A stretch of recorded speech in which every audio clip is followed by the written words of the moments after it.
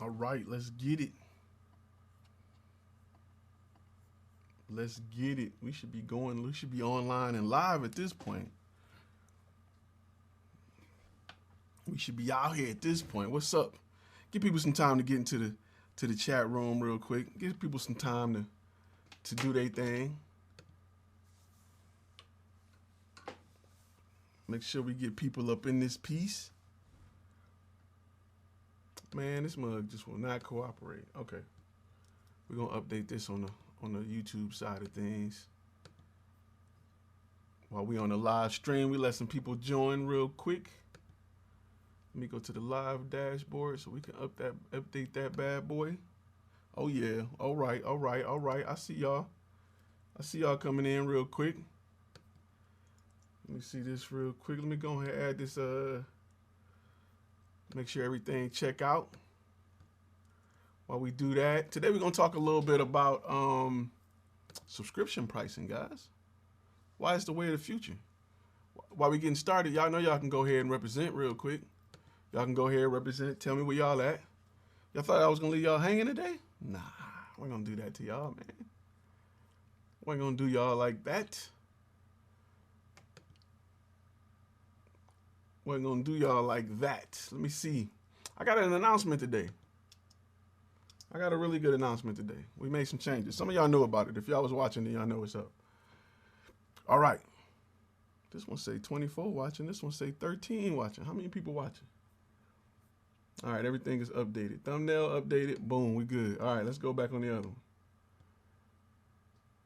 Bet. Let me do one last thing, and then we are good to go.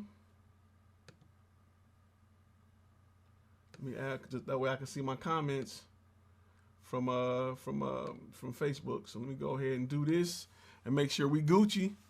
But while we doing that, let me see from the D. Okay, Don, from the D. I'm from the D too. All right, North Carolina in the house representing. Man, I be looking forward to y'all. Y'all have no idea. Y'all have no idea how much I be looking forward to y'all. Let me make sure I got my, here we go. That's all I'm looking for. Make sure I got my chat so I can see what people saying over on Facebook while we get this thing popping. All right. Today's video is brought to you by the one and only Coca-Cola. Why? Because I need a little caffeine. Not a lot. Not an amount that's going to keep me up all night, but just a little bit. All right. Los Angeles, Atlanta, Mississippi, West Side, Detroit, KP crown me. That's where I'm from, West Side, Detroit. Plymouth Road, Southfield Freeway, that's what's up. All my love from the D, Seattle, Stockton, California. From Disney, which Disney? Disneyland or Disney World, Danny? Somebody said we be looking for this honesty.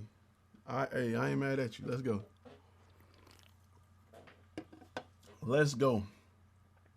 Really quickly, before I get started. Those of you who have purchased the contract pack, guess what? Today you get 2 free contracts.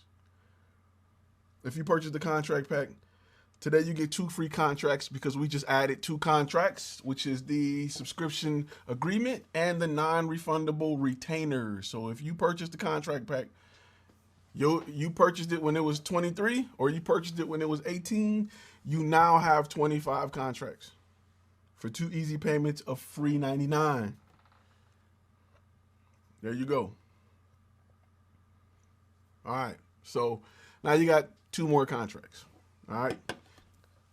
And Cali, Valero, that's what's up. Lit City said they've been waiting for the live videos. We're gonna give people a chance to come on in. We're up to about 48. And y'all know how the game go. Anybody that become a member, anybody that hit that join button and become a member, we will announce it during the live chat. We will announce it as well as your status during the live chat. Definitely. So just an update on that. Let's talk about Joy Road and Greenfield. I spent a lot of time over there. Yeah, we are fam. Real quick. So just, today I want to talk to y'all about subscription-based pricing and how you should start building out packages for subscription-based pricing.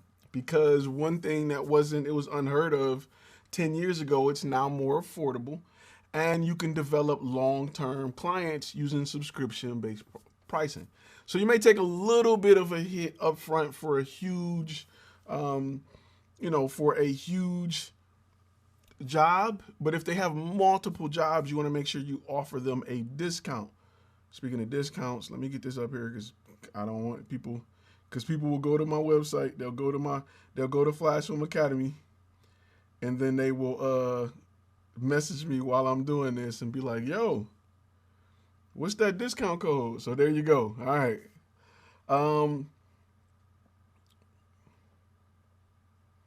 Nick C, send me an email, Nick C, or send me a message on Instagram. I remember you saying that, Nick, but I gotta pull it. So I gotta go do that.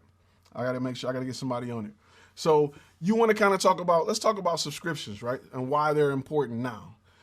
Depending on what your niche is, and if your niche appeals to anybody that has a business, any of the corporate side people, then they usually have social media. They usually have websites. They need to keep those websites and social media accounts updated almost daily, depending on what you have, especially if you're pushing products and things like that. You have to keep doing them daily.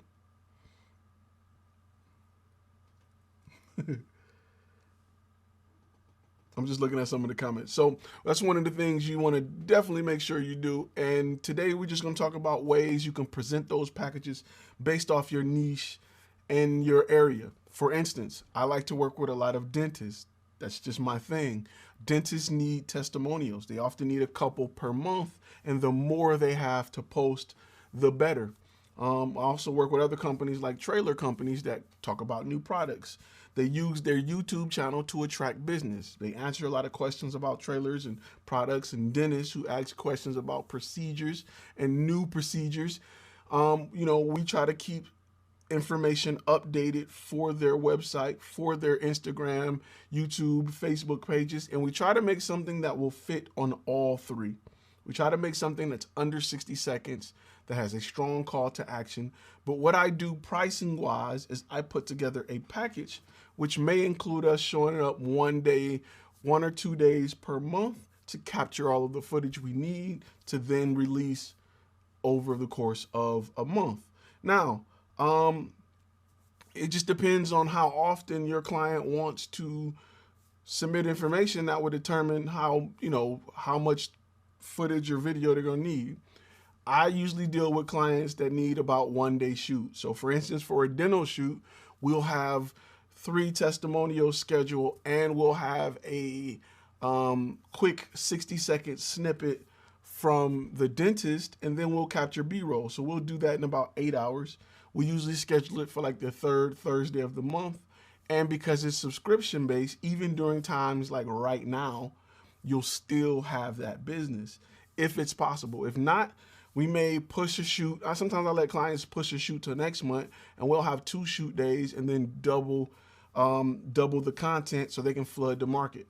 Right now, if your niche has anything to do with the healthcare industry or a place that should be doing more to help combat the virus, then they should be on and popping. Now, definitely if it's like a food place, because you still want to tell people that your drive-in is open. You still want to tell people that you guys are going the extra length to protect them if they come and eat at your location. So that's one thing that, if you're doing food, anything you want to push. Now, this works for photography and videography. We do a lot of pictures for clients, and we have it where clients give us access to their social media and we push it up. Or I've had clients where they have people to handle their social media. They have, sometimes it'll be their kids. Their kids will handle their social media and they'll push it. And what will happen is we'll just send the information to them and they upload it. We, as a bonus or as an added price, I usually do keyword research, which is not hard. If you got TubeBuddy or anything, you definitely want to, you can invest in or have free sites to help you pick keywords that are hot. Or you can find a video that's doing well, find the keywords on that video and replicate it to a certain extent. You want to add things special and unique to your client, like maybe their name, something like that. So, you definitely want to look into offering packages. You want to sit down, you want to put together a package for clients that want to post once a week. You know, let's say you do 4 60-second videos so you can post once a week as a package. Then you may want to do, you know, they want to do 2 videos a week and 2 pictures, or 3 videos, you know, something like that. You want to kind of stagger it. So I usually do just video only as the first package. Second package, offer 1 video per week, 2 pictures per week, which they can be simple, candid shots in the office to show what's going on. They don't got to be headshots. Capture the moment, capture them working with a client, capture someone at the register, maybe cashing out. And then I'll offer a second package that offers more video. And then you can have it, remember I told you often you want to optimize things. You want to have it so people can click on, yes, we want keyword research. Yes, we want you to create the thumbnail. Yes, we want you to design a banner for our page. And then you can use companies like Fiverr. You can use companies like Fiverr to help with the graphics. You can use companies like VideoHusky to help with the editing. And you can outsource a lot of that. And most of what your hard work is just showing up, negotiating the deal, helping the client understand what works for them. And then you could, you know, you can help, you know, perform everything and capture everything and do all of the video. You could do simple, candid iPhone shots. I wouldn't, just because a client is paying and you want them to feel like they're getting really high quality shots. I usually do a lot of shallow depth of field. I try to stay away from anything that the iPhone can easily replicate. I try to make sure that their photography look high end all the time. That's just me. We do a lot of professional, like color correcting, then maybe grading with the images, not just the video, but with the images as well. And we try to create a package where, you know, the customer or client feels good and comfortable about what they're getting consistently, month in and month out. And we like to make sure they can see it. So we like to make sure that they can see it and see some growth from it, get a return on investment.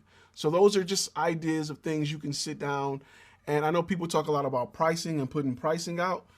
You can sit down and work out ways to do it where you can create packages just based on your niche, what they're spending, and take a little bit less. You know, if you normally would charge $3,000 for the service, charge $2,000 and do $2,000 a month for 2 months, $1,500 a month for 2 months, $700 a month. I'm sorry, not 2 months, but 6 months. Do 6 months minimum.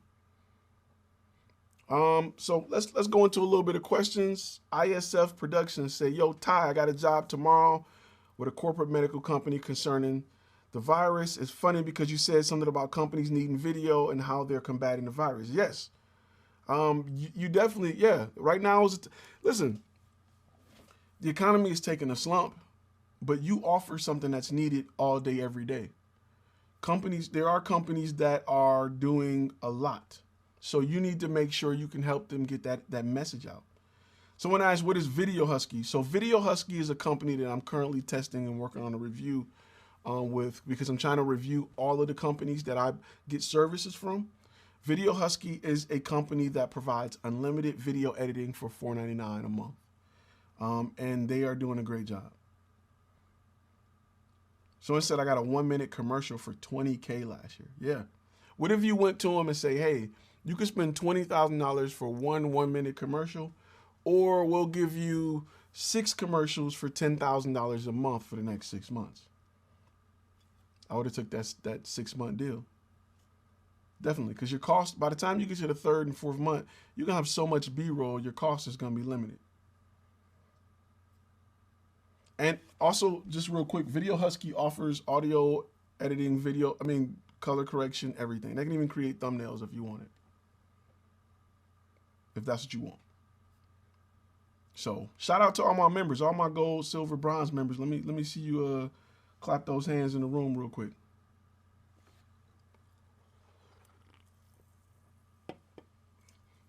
Elmino said, I've been seeing brand new commercials from TV companies that are reminding customers that they still exist and they have pickup and delivery. This is very true. I told you when it first happened. If you go back and look at that first live, right now, you think it's drawback time, but it's time to get out there. It is time for you as a content creator to reach out to people to offer these solutions. A lot of people aren't thinking that that's what they need to do. You have to go to them and say, hey, let's be proactive here. You know, we can offer you a solution where we can let people know you still exist. Let people know what you're doing to combat the coronavirus. Let people know that they still can purchase from you.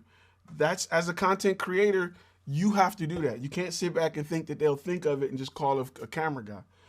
Going into their solution or talking to them like that adds so much value to what you do, and it makes you look like not just a camera guy, but a turnkey production company that offers solution.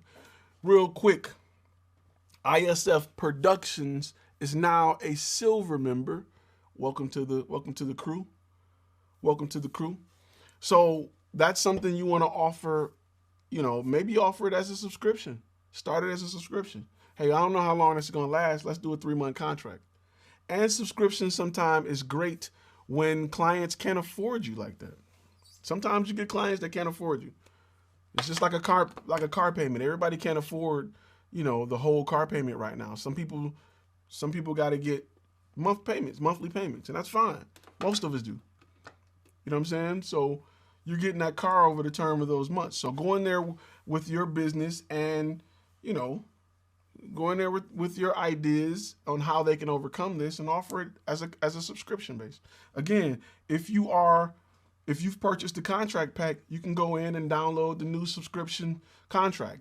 I just added 2 new contracts, the subscription contract and the non-refundable retainer contract. It's the contract you wish you would have had 5 months ago before this junk happened, and you wouldn't have to refund all these refunds, these deposits, and lose out on these jobs. With a non-refundable retainer, they can move it around if you allow that, and you still got clients in the future instead of them rethinking it. Or if you're a wedding photographer, I know a lot of people that straight up cancel weddings and they're like, don't worry about it. We just gonna get a courthouse wedding. We ain't gonna do all that. So it's something to think about. Definitely something to think about. Let me make sure I get all this. Hand sanitizer. Where y'all hand sanitizers at? They need a oh wait. That's a nice sanitizer emoji. I don't think I ever seen that. I was about to say they need an emoji for hand sanitizers.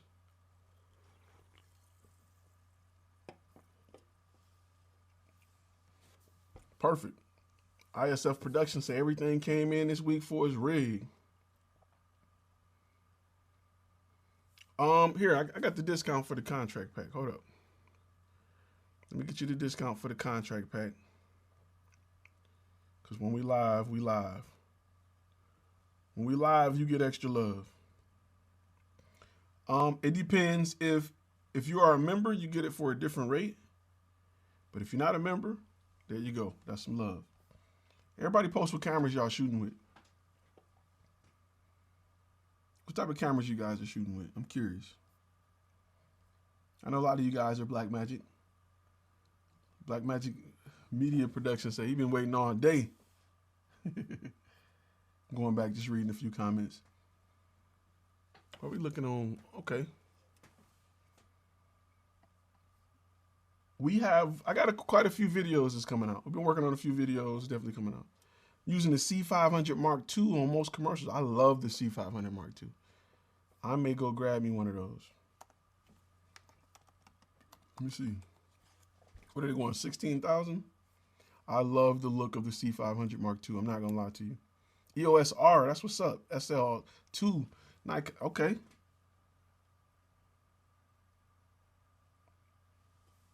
We got a lot of Canon guys, a lot of Nikon guys. A7 III until the R5 come out. Austin say, Austin, what if the A7S3 drop? Then what? Alexandria Walker say, nothing yet. You got an iPhone, don't you? What kind of phone you got, Alexandria? Christopher Cooley is now a bronze member. Welcome to the crew. Welcome to the family.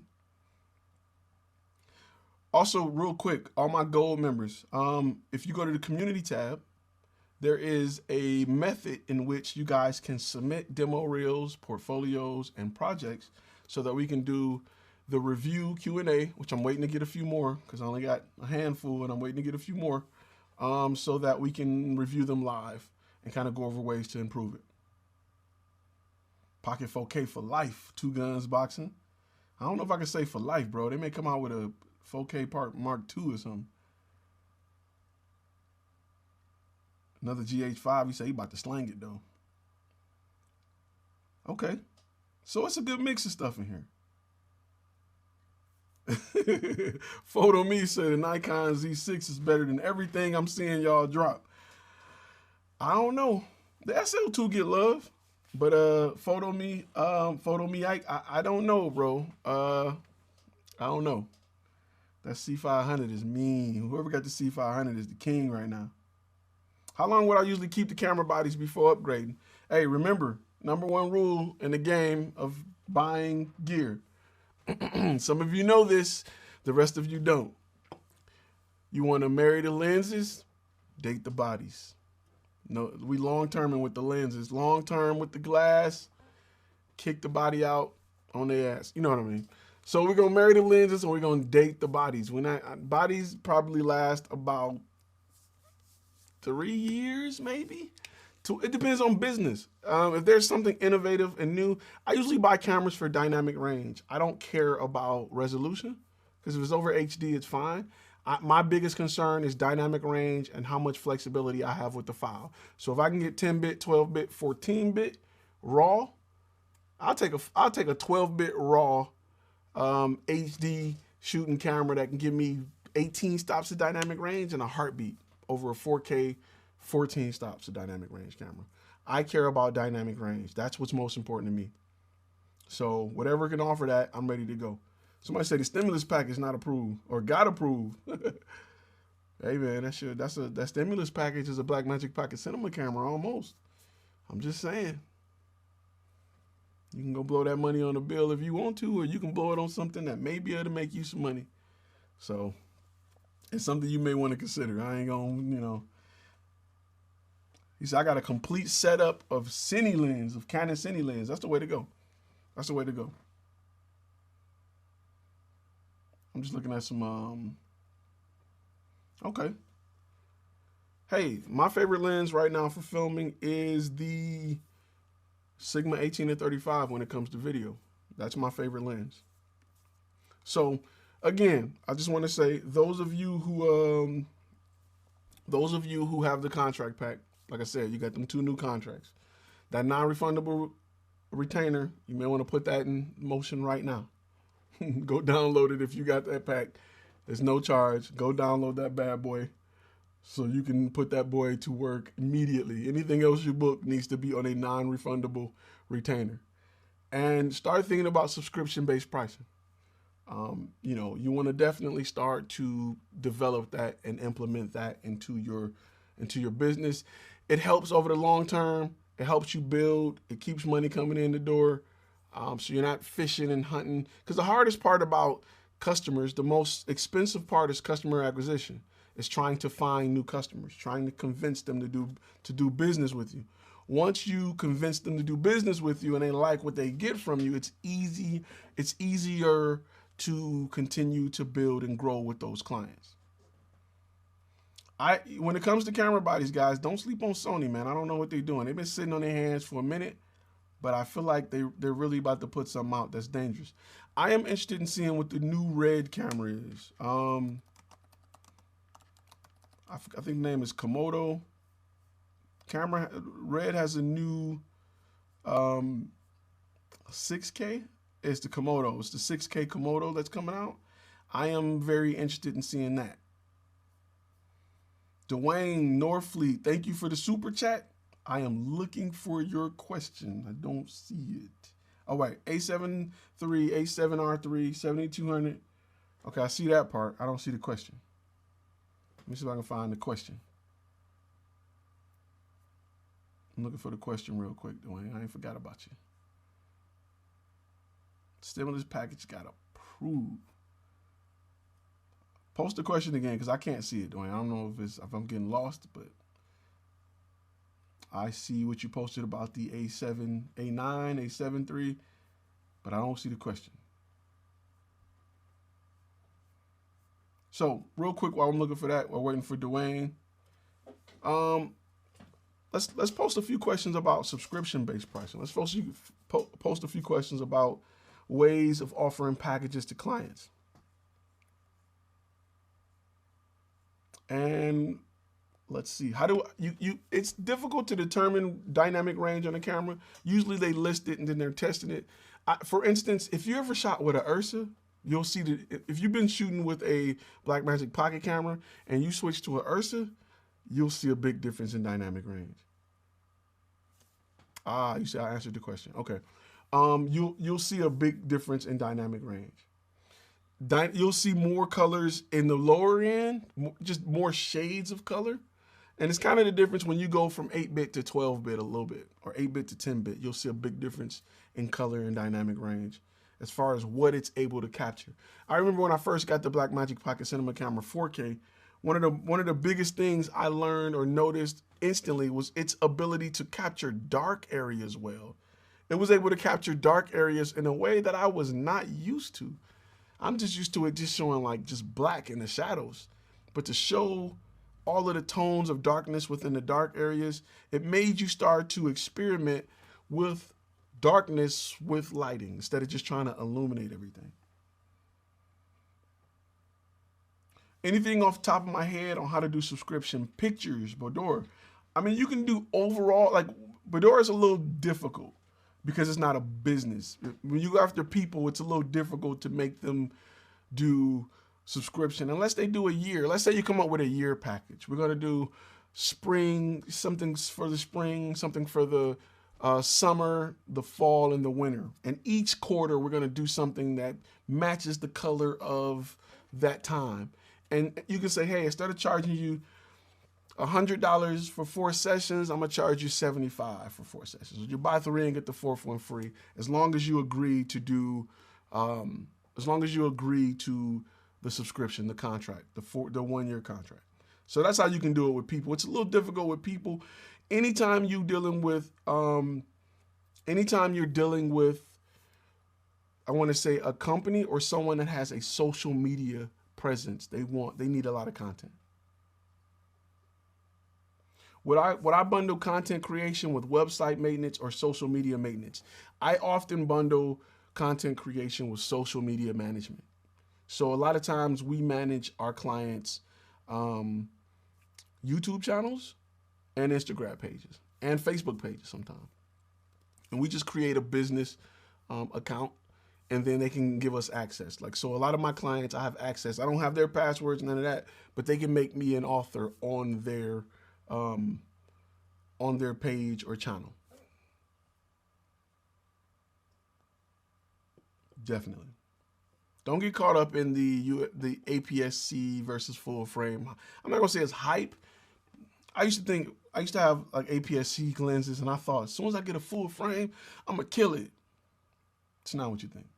It's a little more room, but it's not what you think. All right. I got your message, Nick. This is my, Dwayne said, this is my gear. Should I buy something better for video? I'm blessed to have great gear and make great cash doing photography. Just started doing video. If it was that list of A9 and A7 III that you stated above, no, sir, I would not buy more than that. You listed that you had an A9, right now the A7 III is my favorite camera right now for shooting video on a body that's not a video camera. The A7 III is just awesome. That's all you need. Between that, the A7 III and A7R III, you're good to go. I wouldn't buy nothing else for video. No, sir. How would you price a package for a small business? Fashion niche. Oh, see, fashion needs they need to post to social media all day, every day. So you may want to offer them a video a week, 2 videos a week at a set price. You know you're going to be there 4 hours. What would you normally charge them? And always, whenever you present subscription-based pricing, always present it next to what the price would be if they didn't do subscription, which should be more. It should definitely be more. If you paid to watch every video on Netflix, you pay $4 or $5 a video. Why do that when you can pay $9 a month and get unlimited? So that is how you should be presenting it on your portfolio, or not portfolio, but on your, you want to present it that way on your proposal. Made by Cap. Appreciate the super chat, brother. You and Dwayne, appreciate y'all for coming through. But small businesses in fashion, you got to get with a fashion company that needs to update a lot. They need to go to social media a lot. So when going to social media a lot, you got to put together a package that will allow them to post often. And it's a lot of stuff you can capture in one day. Don't think of how much stuff can I capture at one time. That's it. Can we do a lot of 60-second videos in an 8-hour day? We probably can knock out about 8 of them, 7 of them, 6 of them, and take a lot of pictures. Sometimes if I bring a photographer, they can be taking pictures while I'm doing video. So for me, like I got a client that does, like I said, I got a dentist office and they do a lot of testimonials. They do at least 2 testimonials and 2 60-second videos in the dental field, like dental tips 101 per month. So let's say on the 3rd Thursday of the month, we meet up. They know to schedule their clients for that day. We'll capture some shots of them working with clients. They know that's a busy day for them during like the first half. We'll take a lot of pictures of them inside people's mouths and working on teeth just to upload to social media. We'll capture B-roll video. He may talk for 60 seconds about teeth tips 101. He may also have a promotion. It may be spring promotion, or he may do free cleanings or free teeth whitenings or whatever he want to talk about. And then we create 4 videos and 8 pictures. So each week he's posting 1 video and 2 pictures to his social media each week. And that works for him. And with that, you create a price that's a little bit cheaper than what you would normally do that for. And he signed a contract. Don't do none of this without a contract. Because somebody can just be like, peace. Somebody can do a 1 month and get that discount and be like, peace. You need to protect yourself and make sure that the contract states a lot of things. One, is there an early termination fee? Is there a fee to break the contract? I don't want you just hitting me one time and I'm giving you a discount and you get the discount and you out. It don't work like that. This also prevents people from, hey bro, I got you, I'm gonna take care of you. Real quick, somebody asks, A7 III versus Blackmagic Pocket Cinema camera. When it comes to video, it's not even close. Blackmagic Pocket Cinema camera. It's not even close. Don't. I love the Sony lineup. It's great.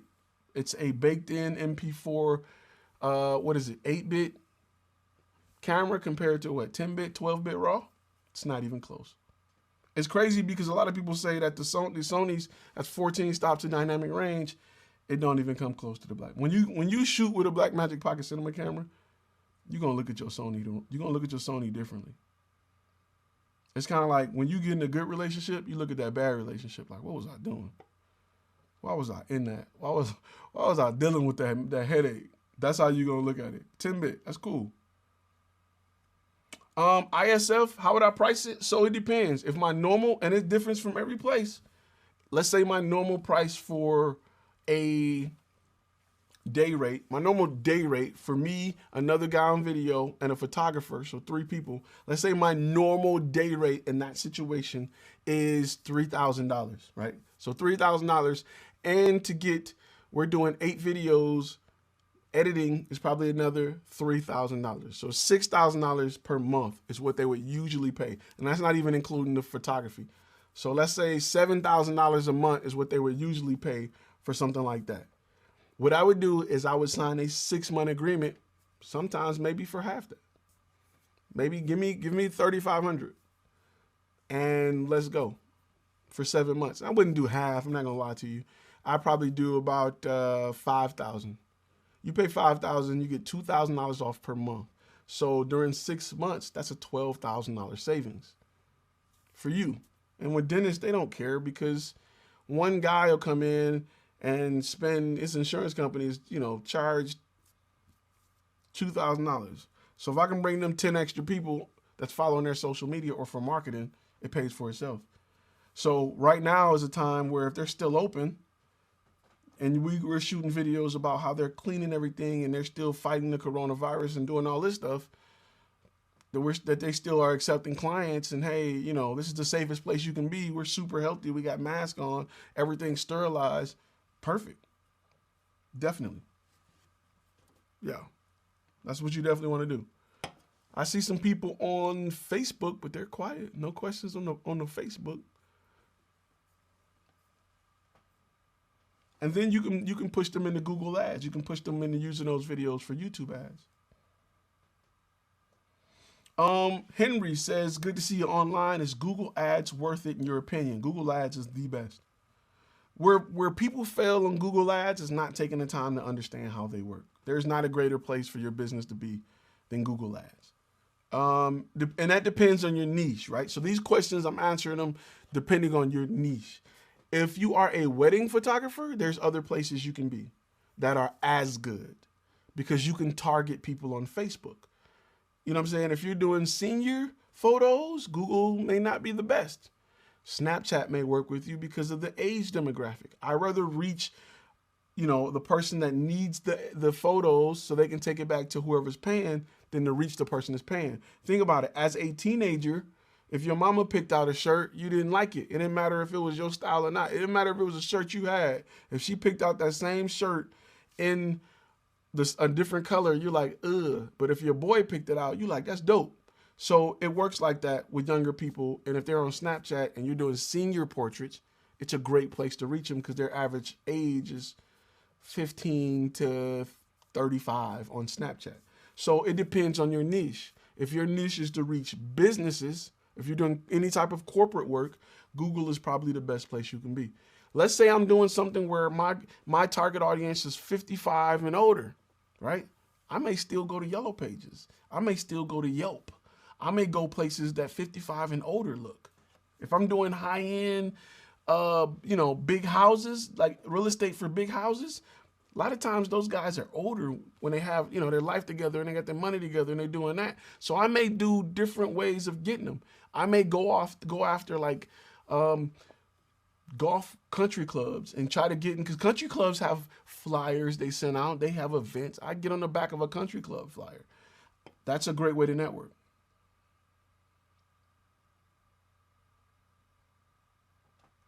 He said, thanks, Tom. On Wedding Wire, and 95% of brides on there are price shopping. Yep. That's because because Wedding Wire, your profiles are all the same, and it's very difficult to stand out and show value. So the only thing you have is price, right? It's just like this. If you went and bought a dog, it's kind of a bad analogy, but you'll understand what I'm saying. If you went and bought a Yorkie from a Yorkie breeder, you're going to spend more money. People who look for a Yorkie at a Yorkie breeder want to spend top dollar for a Yorkie. If you go to Petco or whatever pet store in your area, you're just looking for a dog. So seeing the price of a Yorkie may be like, I don't know if I want to pay that, compared to those who are contacting breeders. They understand what they're getting themselves into. When you get on Wedding Wire, you're just another dog at the pet shop, barking out the gate. And they're looking at the dogs and looking at the pricing, and they're like, I don't know. Meanwhile, if you were to separate yourself and specialize in what you do, you can get top dollar. Definitely. My question's coming up fast real quick. Does anyone know what to rate basic real estate photography? Please explain. Zone Up Photography and Media. Okay, listen. When it comes to pricing, in this situation or any situation, it is very difficult for me to say this is what the price should be. I'm not going to BS you. I know that's a question that many want answered. I haven't BS y'all. I'm not going to BS y'all now. That price differs based off where you are. I don't want to tell you to go get this hard set burned in price and you're either undervaluing yourself or you're overvaluing yourself based off your market. To get a price to start off with anything, I encourage you all to just shop around a little bit. Play customer, right? Go tell your mama to call up some companies in the area and act like she really want to get some stuff done and just see where the price is at. And then, slap yours in the middle and try to find a way to show value, or towards the top of that and try to find ways to show value. I don't want to tell you a hard price. Anybody that's telling you it should be a lease that's on the internet, that's not where you are locally, is just trying to get subscribers. I'm not going to lie to y'all and tell y'all this is what the price should be. right? There's people who live in LA or New York that'll laugh at what I may charge for something here in Dallas. But based off my market, it is what it is. It's just like gas. Like what you should charge is just like gas prices. You'll see them fluctuate from corner to corner. It depends on your area. Somebody in Iowa can't charge what somebody in New York charges. It wouldn't even, it's just not the same. Cost of living, you know, the amount of people, the amount of business, it's just a different ball game. And I don't want you guys thinking, Ty said I should charge this. And if you ain't paying that, you're wrong. And then you go out of business. So it's very important that I teach you guys how to think about pricing and not what to think about pricing. That's just me being real. Charles asks, DaVinci Resolve or Adobe Premiere? Too easy. DaVinci Resolve all day. DaVinci Resolve is the future. It's inevitable. Never price yourself less than minimum wage. Sean said, you doggone right. Somebody said, I really got hit up for 200 pictures for $40 in a town, in town for an investor. That's crazy, Fun Film. That's nuts. But some people would do it. The High Roller Club selling their Bordeaux choices for $4,500, no cap. You're right. I mean, you can, it's amazing. Some people will try to lowball you. Somebody said them New York prices ain't no joke. Yeah, but that New York rent ain't no joke either. So I get why their prices are like that. Ty, would it matter which cam you have, Blackmagic or GH5S? If you have used the Ninja 5 or Inferno with it? Okay, so I used to have an Inferno, right? It's a great recorder. It's a pain in the butt to carry around unless you need that little bit of extra quality. It is the most battery-hungry device I've used since the original Game Boy. No, the original Game Boy wasn't bad. The original Game Gear by Sega. Any of you had one of them bad boys that went through 6 batteries in 10 minutes? You couldn't even beat the game. So I personally would not use a Atomos device, a recorder, maybe the Ninja 5, but a recorder, just because. The Blackmagic don't need it because it records raw internally. So it don't need a recorder. You just need a really good monitor. I can't remember if the Ninja 5 is the smaller recorder or actual monitor. Let me see. But I personally wouldn't do it. It's a recorder. I wouldn't do it. Not for the Black. You don't need it for Blackmagic. You could need it for the GH5 if it outputs, but that's what I love about the Blackmagic. Compared to when I had an FS5, which was bigger, and then I had the big Inferno. Man, that junk was a pain in the butt when I can just do everything inside the Blackmagic and put it on an SD card or a solid state. It was a no-brainer. No-brainer. What do I think about NAC productions for a company? Depends on what your niche is. You can probably get a little more commercial, a little more, not commercial, but you probably can get a little more creative based on what your niche is. Yeah, I said hungry. I had a FS5 Mark 1 and Mark 2. It's absolutely no different. They need to be ashamed of themselves. Do I outsource the social media managing or you personally do it yourself? So I have a team where they'll do it or I'll do it, but I don't do a lot when it comes to social media managing. I don't sit there and look at statistics every single day. What I'm usually doing is uploading something, maybe checking back with it in the day just to see how it's acting, maybe swapping out a thumbnail or shortening the title, something like that.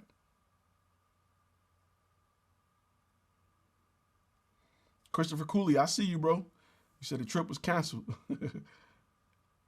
Here, I'll put this back on the screen for you, Christopher, because I hear what you're saying. Let's go. Don't show this again. Swap, pop. There you go, Christopher. Make sure you use that code. All right. Real quick. Passive income for event videographer. Chicago area is pretty much shut down completely. Lost a ton of events. Okay, right now is the time you need, wherever those events were, them hotels, they're still open. They still need people. Those hotels should be posting videos on their social media talking about how clean it is and how they're disinfecting rooms, how they're still open for business. You need to go there and offer that solution. Listen, a lot of y'all gonna take that advice and y'all gonna go make some money with it. A lot of y'all gonna be like, Ty, I just walked up to them and told them, let's shoot a video about that the fact that they still open and they spraying every day and wiping everything down and business is still moving over there. Thank you. I closed the deal. That is a gold nugget in your hand right now. They said, but I like the FS5 from Full Sail. I liked it too until I flipped it. I flipped that bad boy in a heartbeat. All right. What's a great niche to get into if you love doing sit-down interviews? Communication videos, testimonials. It's a bunch. I mean, traditional promo videos usually start with talking. Fun Films say 55 and over. I go to Old Country Buffet. Hey, Fun Film, I'm from Michigan. I miss Old Country Buffet. We don't got them down here in Texas no more. I miss Ponderosas. I miss all them bad boys up there. But we don't have those down in Texas. I don't know. My granddad loved Old Country Buffet. If you from the Midwest, you know what's up. I miss White Castles too. Somebody send me a White Castle. Not the freezer one. If I'm in your area and there's a White Castle, I'm hitting up White Castle. I just want to let you know that. All right. Should we make a special demo reel just so we can market to these places? Yeah. Yes. Skyline, go listen. Somebody right now needs the first video. Go shoot a demo reel with them. Right now is your time. You got to look at this. This is an opportunity, right? What's going on right now is an opportunity. You have to position yourself to take advantage of this opportunity.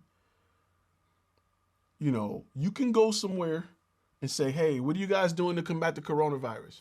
Okay, hey, can I shoot a video that's promoting the fact that you're doing that so that I can, you know, push this idea to other companies and create a demo reel? So let them do it. Have them sign contracts, quote them a price, and then put free at the bottom. Do the whole thing. So definitely do it. Definitely do it. Somebody said I'm in Houston. I miss Old Country. Nick C said, I just closed a deal with a hospital across from my house. That's how you make money during these down times. Gun shops, they're open. Listen, it's a lot of stuff. There's laundromats, they're open. There's a lot of stuff that can't close. Whatever they just listed as an essential company. I know a lot of places are shutting down and only essential buildings and businesses are open. If it's listed as an essential business, you need to be going there trying to shoot something. Definitely. Somebody said, come to Cincinnati. I got 3 White Castles. Listen, real quick. Whenever I used to drive from Detroit to like North Carolina or to the South, Cincinnati is that last city you hit for you cross that water and you go on, I think it's Kentucky or Tennessee, one of those. Detroit Public Schools, don't judge my geography. But that was the last White Castles you hit before you go. Real quick, we have a new gold member. Jason Hunter is now our latest gold member. Jason and all of the other gold members want to remind you again, make sure you go to the community tab on this YouTube channel because there is a way for you to submit your demo reels, your videos, your website so that we can review them. I have videos coming out soon and gold members will get first access to them. I got some videos talking about your website that's going to drop in the next few days and what needs to be on your website. If your website is not what I listed, you probably having little problems. But it's cool. I'm going to get you right.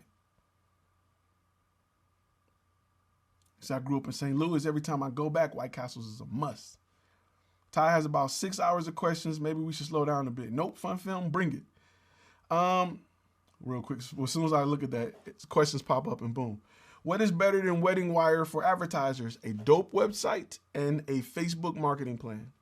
It's better than Wedding Wire. I don't want to crowd myself together with other people. I don't got no knock against Wedding Wire. I'd rather do maybe Thumbtack before I do Wedding Wire. But anytime, listen, people go to those sites to price shop, right? Because they don't want to, listen, you can go Google wedding photographer right now and you'll get a ton of wedding photographers. They'll probably be high-end wedding photographers. Wedding Wire just provides you a place to see all the cheap guys at once. You know what I'm saying? That's all it is. It's a club where you can go and meet all the girls who want to get in for free and hit on them. That's probably gold diggers or whatever. You can really just go to the grocery store and find all the women you want if that's what you're trying to do. You know what I'm saying? It's just a way to corral them. It's just a farm. Wedding Wire is a photography farm. And, you know, you're not going to get top clients from there. Not all the time. You may get 1 or 2 that seep through the cracks, But Google, people use Google. If Google's the #1 website in the world, right? The #1 website in the world. If they're looking for a wedding photographer, that's where they're going to look. If they're looking for a bunch of cheap guys that they can skim through and choose who they want, then they'll go to a site that's promising them cheap prices. Look at how Wedding Wire is advertising their photographers. Cheap, inexpensive, great, blah, blah, blah. So you don't want to be bunched in with that. Really quickly, we have a new member. DJ Johnny Quest is now a silver member. Welcome, DJ Johnny Quest on the ones and twos. I'm a cinematic filmmaker. That works, but you still got to have a niche. Cincinnati. Yeah, South, not South. South with an F. Big difference. Big difference. Best way to sell headshots to a subscription base. Oh, that's a great question. If you work with a company that has a lot of churn, a lot of in and out, a lot of hiring, especially they're doing a lot of hiring, you can offer them, let's say we do credits, right? Let's say they use a certain amount of credits per month. So for this monthly fee of $500 a month, let's say, I'll come and take all the headshots or a certain amount of headshots per month. If they're bringing in a lot of people, training classes or whatever, you can package headshots with just traditional social media shots. Social media is the thing that's just easy to add subscription packages to because it never ends. People are always adding to their social media. Best way to do it. You got to take advantage of this moment. That's what business is. Business is not surviving when everybody's spending. That don't make you a beast. You sharpen your sword right now. This is how you, because when you think about it like this. If you learn how to hunt when it ain't that many animals out there, when you learn how to track your animal and catch your prey and skin it, cook it, clean it, bring it back to the village and eat, can you imagine how deadly you're going to be when there's plenty of animals? Right now is the time to become a beast. This is make or break time right now. If you can survive during this, you going, oh man. I often tell my friends, like from the D, in Detroit, resources are limited. It's not as many resources as other places, right? And you're so busy surviving in the D. In Detroit, you just survival mode. Then when you get out and you get to a place that has so many resources, it's an abundance of resources, you go crazy. You just exceed and blow up, and people are like, dang, what are you doing? I'm not used to having this many opportunities. Y'all sitting around looking at it like, you know what I'm saying? Y'all sitting around looking at this opportunity like it's nothing. I'm hungry. So I am a hungry individual when it comes to business and opportunity. I am hungry. So even when food is limited, even when there's not that many fish in the sea, I'm still throwing my net. I'm still finding new ways to be successful. And right now is the make or break time. Definitely. All right, let me catch up on the questions. Somebody sound from Memphis.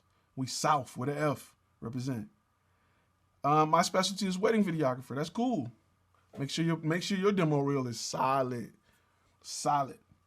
Is it better to present subscriptions first to a new prospect or use that as an alternative if they didn't go the traditional package? So my proposal has both. My proposal say this is your price. However, if you need this subscription, if you need this monthly, you come out better doing this, that, and the other. You could save 18 to 20% per project if you went with this. Think about whenever you bought something that you could have paid for annually, right? They'll usually tell you the price annually. You know, you can get this for $5 a month. And when you click to get it for $5 a month, really it's $5 a month if you buy it annually. But if you don't buy it annually, it turns out to be $8 right now per month if you pay per month. Do it like that. How do you plan your shots for wedding films? What camera would you use? Blackmagic Pocket? Yes, I'll definitely use the Blackmagic Pocket Cinema camera is my go-to camera. I got C100. I got other Sonys. That's just for cinematic stuff like a wedding. Definitely. Low light. Definitely. It's definitely the way to go. Planning your shots it's just like planning shots for anything else. I get the itinerary, I sit down and see what's going to happen, and I think of ways to be creative and come up with shots in my mind. Weddings, slow motion is your friend. Any thoughts on Loop Deck, the newer touchscreen one? Let's look. I don't even know let's see what it is. I think I've seen it, but I don't know too much about it. I'll Google it. Loop Deck, creative tool. Let me double check this, because I've seen this, but I don't know a lot about it. So let me just look at it. Oh, for video, I've seen it. Yeah, for video editing. I'm always a little leery on. Control devices, control surfaces that are made by companies that don't make the software. Because initially they are just keyboard shortcuts in an application, in another device. So I'm not super crazy about it. I have a keyboard that has this dirty as I don't know. You can't even see it. So my keyboard here has all of the editing stuff on it. All the editing keys, all the shortcuts. That's what I use before I go get something that has a screen on it and knobs and all of that. That's just me. The only one I would use is the one by Blackmagic. They have a color grading separate keyboard. I guess you can say keyboard. Not the actual keyboard, but the color grading deck. That's like $9.99. I would consider that. I'm just not too crazy about devices that aren't made by the company that makes the software. Because you got to do a lot of programming. And I'm telling you, it's literally just keyboard shortcuts that you're adding to the actual device. So with that, it's hit or miss. It's hit or miss. I'm not saying it's bad. I'm just saying for me, I just like using the keyboard. That's just me. Let me check it out here. Somebody say Ty spitting that fire. Man, you know, I'm trying to make sure y'all Gucci out there, y'all getting your bread. Mississippi is in the South. So what's in the South? Just real quick. Y'all representing about what's in the South. What is located in the South? Is that Florida? What are some cost-effective niches in your experience? Industry that has money to spend on content retailers. Restaurants are always crying broke. Correct. Service industries, right? Any type of gutter removal, tree removal, plumbers, electricians, them boys got money. They got a lot of money. And I'm gonna tell you, I told you like in the last video, but somebody said, when do I break out the C100? I'm using it now. So I told you in the last video, when it comes to service industries, I used to work in Yellow Pages, and they would spend $3,000, $4,000, $5,000 a month for a Yellow Page ad, for the online Yellow Page ad. So listen, go deeper into service industries, right? Just because you don't think about it and you don't use it, don't mean they don't exist. You got people that lay patios. You got people that do screen doors. They install garage doors. Those guys got money. Landscapers, maybe high-end landscapers. People who install pools. Like those guys are untapped market. I never hear photographers or videographers say, hey, I specialize in creating pool construction videos. I've never heard a guy tell me that. But I get tons of, these guys are getting paid $50,000, $60,000, $70,000 a pool. You mean to tell me they don't got $2,000 to put towards a video that'll bring them 3, 4, 5 more clients? Go to home builders. There's a lot of home builders out there. You know what I'm saying? So it's just a lot of stuff that people are just like, everybody want to do events, headshots, wedding, boudoir, people. It's so much of the money out there that you're just missing. That's just over your head. Trucks that you drive by every day, you blow the horn because they got this old sticker that says, how's my driving? And you just cut them off and go up the exit. And all of those are companies that are just begging for content, that don't even know that they need it. You can go and enlighten them, educate them, and they will cut a check like crazy. So, you know, there's just tons of people. There's tons of service. Let's just look. Let me just look. I'm gonna go Yellow Pages. I ain't been there in years. Yellow Pages. White Pages, Yellow Pages. Let me just look and see. For some reason, it has me looking in LA, but we're not gonna look in LA. We're gonna look in Texas. And we're gonna say gutters and downspouts. All right, we're just gonna see how many companies we find. Just a ton of companies. Look at this, John. So I have over 6 pages, and each page got 100, 200 people of companies that clean gutters, that need video and photography, that are just a ton of stuff just waiting to happen. In-N-Out Burger, me and a friend of mine had a conversation about In-N-Out Burger. They wanted to compare it to Whataburger. There's absolutely nothing to talk about. I'm not from Texas. However, Whataburger is the king. All right. So, man, it's just a ton of service industries.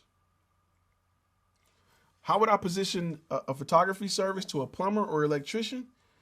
Should I mention that these are videos to put on social media? They still need images for social media. They need a picture of their truck and the lady happy to see them arrive and them with a clipboard and the guy showing up with his hat on. They need those pictures. They need pictures of gutters before and after. A lot of before and after shots. As a photographer, you know, it's a gold mine. All these outdoor shots of gutters, no lighting, you just get a drone or you get a ladder and boom, you showing it. All these window companies that need before and after images, side-by-side images, it's a gold mine for you if you go after service. You know, the thing is but you have to have a brand that looks like they specialize in this. We are a service-based photography company. You know what I'm saying? You have to have something that attracts these people in. You can't just say I'm John with a camera and I take good gutter pictures. They don't care about that. But if you have a brand that specializes in service companies and you got a portfolio full of guys on a ladder taking leaves out of the gutter, you know, you got a portfolio of somebody putting up a window, you got a portfolio of a roofing company, then they'll do business with you. You can't have pictures of dogs in parks and expect these guys to be like, well, it's the same. Yeah, I'll do business with you. You can't do that. Good question. What was the good question? Do I think it's best to have separate websites for each niche? Yes. I can't even talk. Compartmentalize them. If they're completely different. If you got weddings and you got engagements and couple shoots, fine. But don't have corporate event photography and sports photography. They feel the same, but it's not unless you get big enough where you can spend more money marketing. So my website, if you go to Flashfilm Media, I got photo, video, and I got different things that we offer. What you guys don't get to see is I have completely separate landing pages that when I market corporate event photography, you only get to see Flashfilm Media as the corporate event photographer leaders in the area. You don't get to see everything else. So when you're deciding when you're looking to make a decision, you only have that landing page. You don't see nothing else. You need to separate them. You can be look at Gruesome said, you can be the best videographer in the world, but if you don't target your target market and do marketing, then you don't have a chance. You're correct. You are correct. Better investment, lights and light modifiers or new body like the R5.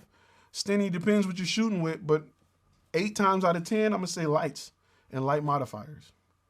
I can run circles around a majority of people with an iPhone and a great set of lights. I could probably shoot a movie with it. My only concern would be audio. And I can probably connect something and get a good mic in an iPhone. So lights. Lights is always king. Lights and glass. I already have a Godox and 3 panels. Be careful with LED panels, right? They're pushing them. I don't like LED panels like I used to because I can't shape the light like I want. LED panels are great for illuminating the area. If I want to illuminate something, if I got somebody on stage and I want to light an area, if I want to act like I got sunlight coming through, they're great for that. I don't use them for interviews as much. You can get soft boxes for them, but I prefer a LED light like a Aperture 120D, a Godox SLB60. I like those lights. They're my favorite because I can shape the light with a Bowens mount light diffuser, just like I'm using right here. I got a light right here. I got a light right here. Coming off to be my fill hair light. Make that hair pop because my hair is dark and my background is a little dark. I got a black cabinet back there. And I still got a few things to make it pop.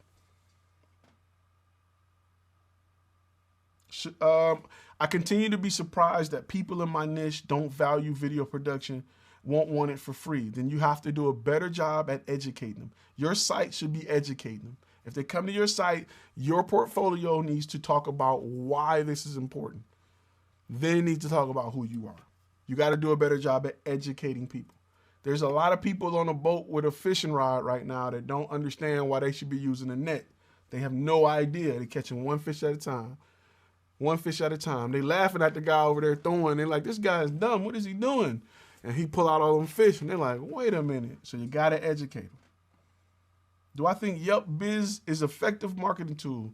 Depend on your niche. Most times, no. Unless you're selling something that has to do with food. Yelp is perfect for restaurants. I tried Yelp for a minute, years back. Spent like $1,100 a month. I didn't get one client from it. When I stopped advertising with them, I did get a call from somebody who was just on Yelp, but it's not what my target niche is. It depends what your niche is. If your niche is older people, then yeah, definitely. Older people, think about it. Okay, listen, if you're in this chat right now, when was the last time you used Yelp? Say I, other than for restaurants. Restaurants don't count. Post Yelp and then put a backslash and post what you look for on Yelp. I'm just curious. That wasn't a restaurant. Let me get caught up on questions. John, you're good with the late comments. So I'm an electrician. I love photography. I'm a service photographer as well. You said, but the light bulb was his niche. Appreciate that. Oh, the light bulb for yeah. If you are an electrician and a photographer, bro, you can walk up to other electricians and talk their lingo all day and night. You know what their pain points is. You know why they hurt. You know why electricians are hurting right now. And you can go talk to them and offer, hey man, this was work for my business. We helped a few other guys with updating their social media, great images, great uniforms, brought more. You can talk to them. You have everything you need. I feel like you ever see The Wizard of Oz when he's like, you have a heart, Tin Man. Like, you helped do this, you saved that, you did this. You already have a heart. That's how I feel. If you're an electrician and you are a photographer, that's you got it. Nobody on here said they use Yelp for anything ever, other than restaurants. Yelp is the mafia. It could be. I'm just think about it. Like, just like going to France and speaking French. You're right. So Nick C. So only gold members can submit. We'll initially do smaller groups for members, and they'll be available to view later for those who aren't members. He was asking about submissions for demo reels and all of that. Somebody said they go to Yelp for sex. I didn't know that. Let me pull up the website. No, I'm joking. Or am I? I am.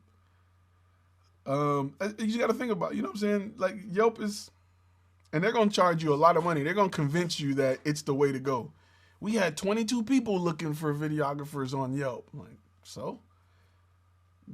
I would not do the Yelp thing for my company. I've done it before. I can show you bills. I've done it before. Don't waste your money, bro. Being new, I tried a lot of stuff. I was like, yo, Yelp is, and I started thinking like, started asking friends, like, you use Yelp? And you got the Yelp app? They're like, no. I mean, I've known like girls who use Yelp to review every meal. They're sitting at the date like, I gotta update my Yelp. Like, I gotta take pictures for Yelp. And they doing this and doing that. And you like, you about the only person I ever seen use Yelp. So yeah, listen, right now, all of you, right now, you got to build a portfolio based on your niche to help people get out of this downfall of the virus. That's what you should be planning. You should be building a commercial. And if you got the course, if you got the 5 Key Steps course, you know how I preach about what you need to do to get things right. The type of footage you need. All of it. In front of camera footage, behind behind the scenes footage. You need to be working on your voiceover. You need to be working on your script for your portfolio, your commercial, to talk about how your brand can help whatever your niche is get out of this rut. Because, and you may want to tell them, when people get out, when they open the gates and say you're free to go back out, people are going to catch up on life and they're going to spend a whole lot of money. You want to get them in front of that curve because people are hurting, they're holding on to money, and they're saying it got to be a smart investment.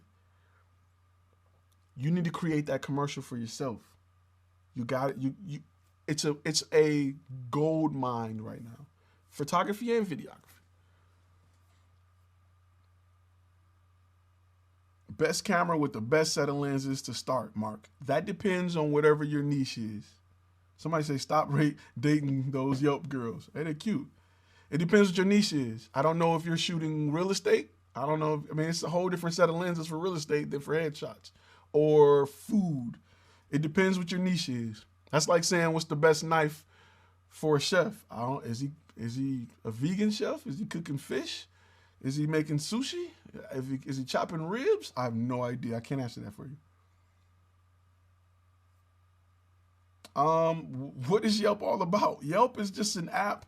Somebody said that, yeah, the Yelp rep calls me once a week. They're aggressive. Yelp is an app that got famous for leaving food reviews, but then came Google Maps. So they are still somewhat decent. I don't know what their numbers are, but they'll lead you to believe that people search for other things on their app. It's kind of like a Yellow Page app. And I just don't believe that. I don't know 10 people that faithfully use Yelp like that. I just don't. I'm just going to keep it real. I'm just going to keep it 100 with you. So, yeah. Who uses Yelp? I can ask my grandma maybe. I don't think my grandma uses Yelp. So, I don't know. I wish I can tell you otherwise. I just don't know. Let me see. Let's see if we let's see what other questions we got real quick. Cause yeah, y'all Yelping it. Y'all can Yelp is just not my thing. I'm sorry. Let's see. Go to your Yellow Pages right now. When you get a chance, go to Yellow Pages. Whatever your niche is, and find companies that's in your area. Get ready to target them. I'm a student trying to start a business in videography or photography, but I get really stressed when trying to create a business plan or to create a business specialized on something. Sponge asked that. This is the thing. You don't need a business plan. Let's get that out of the way. Your business needs a plan, but you don't need a business plan. So let me make sure I draw a line in the two, right? So when you talk business plan, you mean the official, correctly written plan that banks use in order, or investors use to decide whether or not they want to lend you money. You don't need that unless you want investors, which you don't really need. You can just get a job, get a few paychecks, get a camera, build your brand, start from there. So if you're killing yourself trying to do that, stop. Now, the plan you do need are goals that you need to set for your business or your idea of business based off your niches, right? You don't want to set some crazy goal, and you don't want your goal to be get movies on Netflix, and your niche is wedding films. From there, you need to build your brand, but it got to be around your niches. Everybody's saying, what is my niche? What is my niche? How do I pick a niche? What do you love doing? What do you never get tired of shooting? What do you never get tired of shooting? I don't care if your niche is adult films. Hey, if that's your thing, go for it. Whatever you don't get tired of shooting, fam, go do it. Because that passion is more important than money. If you're super passionate about something, you will get money. If you put money before passion, you're going to hate life and make money. If you put passion before money, you're going to love what you do and be wealthy. So find out what you like to do and do it. If y'all share the IGs, go for it. Booty portraiture. I like that. Drone versus wide angle lens for first purchase in real estate. Drone all day. Yeah, drone, because you can stitch photos together.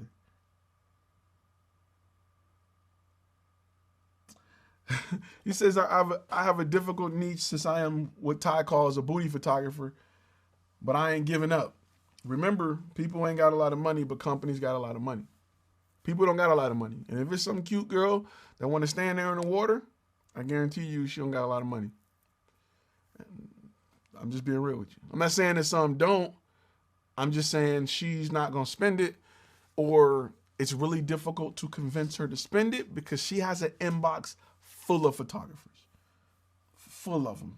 It's a lot of guys that use photography to get close to women. So she can get a good bunch of pictures out of all of them. MacBook Air is a worthless computer for any type of content creation. Somewhat. I wouldn't say any type. You can still edit a lot of photos. I'm not a fan of MacBook Air. I'd rather carry something that's a ½ pound more and get a full-blown computer. That's just me. Who's on IG? Post a tag. Go ahead. Post them IG tags if y'all want to get it in.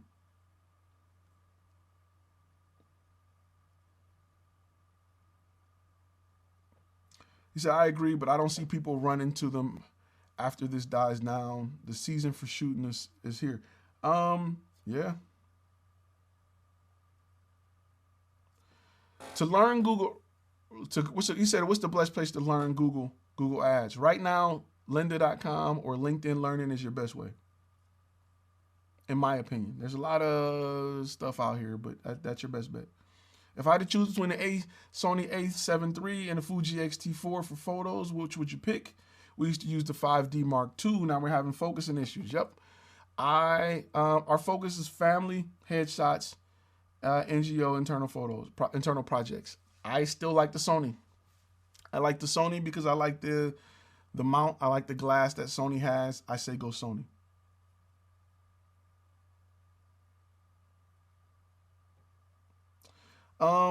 I know you said documentaries have a high overhead. Any other niches expensive like that? Excuse me, my chair squeaking. Man, depending on what level of training videos can have a high overhead. If your training videos require a lot of animation, if you're doing a training video for an engineering company, those typically have high overheads. Animation is not cheap. It's not cheap, and then it's hard to get people to pay what it costs. You know? Do Fiverr set up good ads for your business? It's hit or miss. I wish I can tell you, yeah, it's hit or miss. It's better than not knowing. You can get better results going through Fiverr than saying, I don't know. Let me just figure it out. How do you survive being too early in the market before people start seeing the value in video? By doing a great job at having a reel that explains the benefits and a website that explains the benefit of it, right? Electric cars were okay, and then Tesla came and they made it cool because Tesla found a way to get into your brains by being this cool futuristic car with the big flat screen and minimum design. They found a way to make you interested in it. Then they explained how it worked, why you need it. Now they are the go-to place for electric cars, even more than Big Three. The Big Three, which is Ford, Chrysler, GM, or any other car company. People forgot Prius existed when they got into a Tesla because they were the cool guys and they made it cool.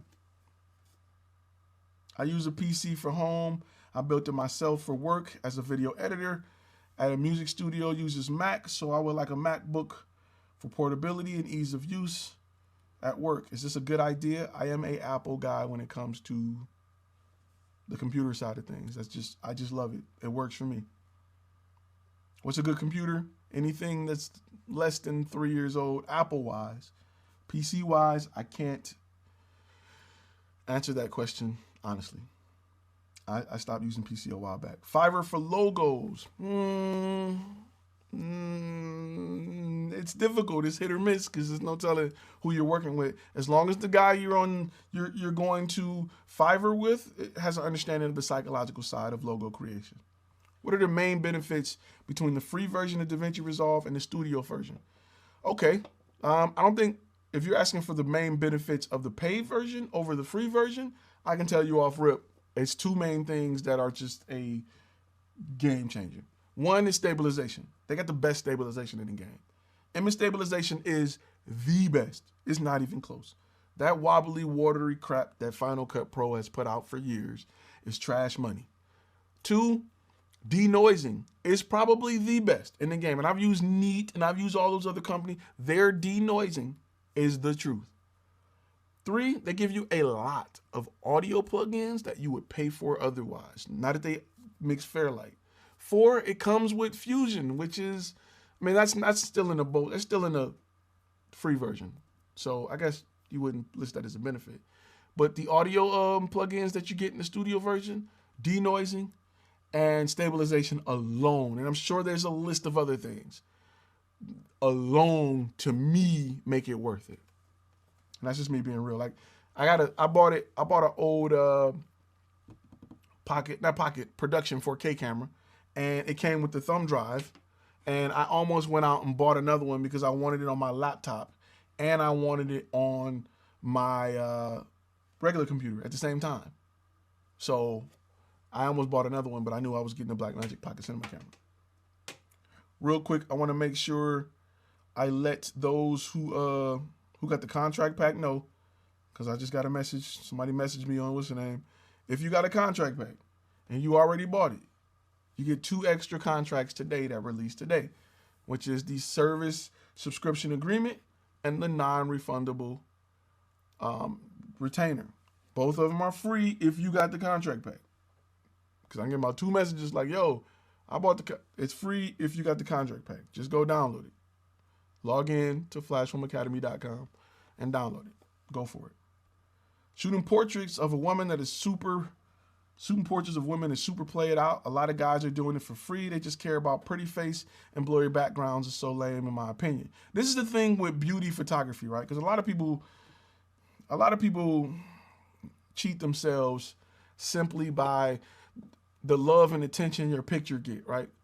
They feel like they're photographers because they can take good pictures of beautiful stuff. And they don't know the difference between somebody actually liking a woman and liking the photography. Because they don't get creative. They just make her naked, make her glistening with water, and they call it a day. It's just like, and this is really raw, but it is what it is. You ever have people on your Facebook page that every time they take a picture, it's like mad cleavage, and people are liking the picture, and you're like, are they liking it because her boobs in the picture, or do they really think she's cute? I think it's because her boobs in the picture. And then she posts a picture that ain't got boobs in it. It's like from here, and they only get 12 likes. So she go back to posting pictures with boobs so she can get 100. But she won't admit that her nakedness is what's causing the attention to the image. Photographers are like that too, right? They think they're these great, dope, I'm doing this great work, I'm posting this stuff, I'm getting love, everybody's going crazy. No, you got a half-naked, beautiful woman in your image. Go do that same thing with a product and let's see you get the results. It's impossible. So a lot of times people are psyching themselves out with the thought of that. That's the harsh, raw truth that you're not gonna get nowhere else.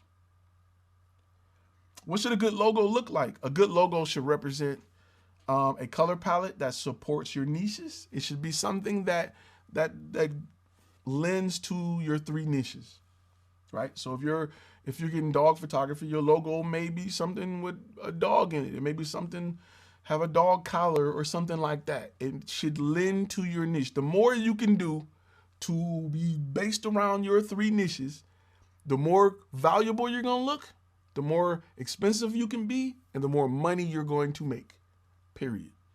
If you are in left field trying to look like something you're not, sound like something you're not, people are gonna question it. How would I vet Fiverr graphic designers? I would ask them, when you send them a message and you talk to them about logos, if they don't ask you, how should this make people feel? What is the psychological side behind it? They're not the one for you. Stephen said, when I saw resolve tracking and stabilization for the first time, I got angry after using Premiere Pro. After years of using Premiere Pro, where have you been all my life? It is second to none. It is second to none. Is there money in cold play photography? If you, yes and no. It's a very super niche market. It's growing. It's not dying. It's definitely getting larger. If you can base it around some events, then yes. Quest, I got it. DJ Johnny Quest, I got the email. For real estate, is it enough to just shout, I got a drone instead of crack? Nope, because they sell them at Best Buy and their little cousin got a drone. It's not about the tool, it's about what you can do with the tool, right? So I tell people all the time, if you got drone shots and you're filming something, add some graphics to come off the side of some, in the shot to say, hey, this is a 1,200 square foot house. Hey, this house was built. If you can add something that just extra that they can't get from their cousin, really good color grading, really good cinematic shots, you can find a way to separate yourself from everybody else. Because everybody got a drone. Drones are cheap now. When I first got into drone, we was charging $3,000, $3,500 a shoot. When I bought my van, I paid for it for two drone jobs. We was charging $3,500 a shoot. Now people don't want to pay $250 for a shoot.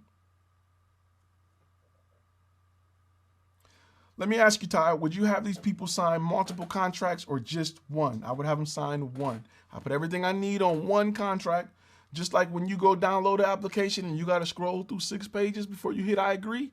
I do that same thing to them.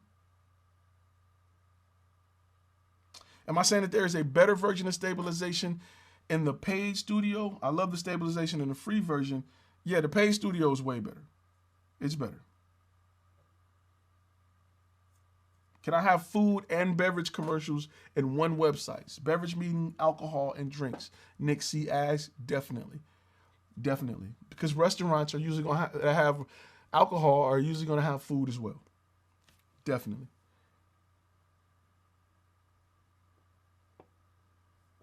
Let me get caught up because I'm a little behind on questions. So I want to buy automatic sliders for my interviews. Are they overrated? Yep. Automatic sliders are overrated. I got 3 of them. I got one that I got a review. And I'll show you. I got one that I got a review and I can't find the right time to shoot with it. Let me see.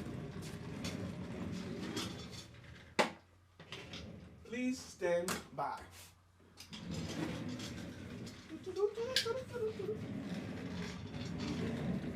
1 hour later.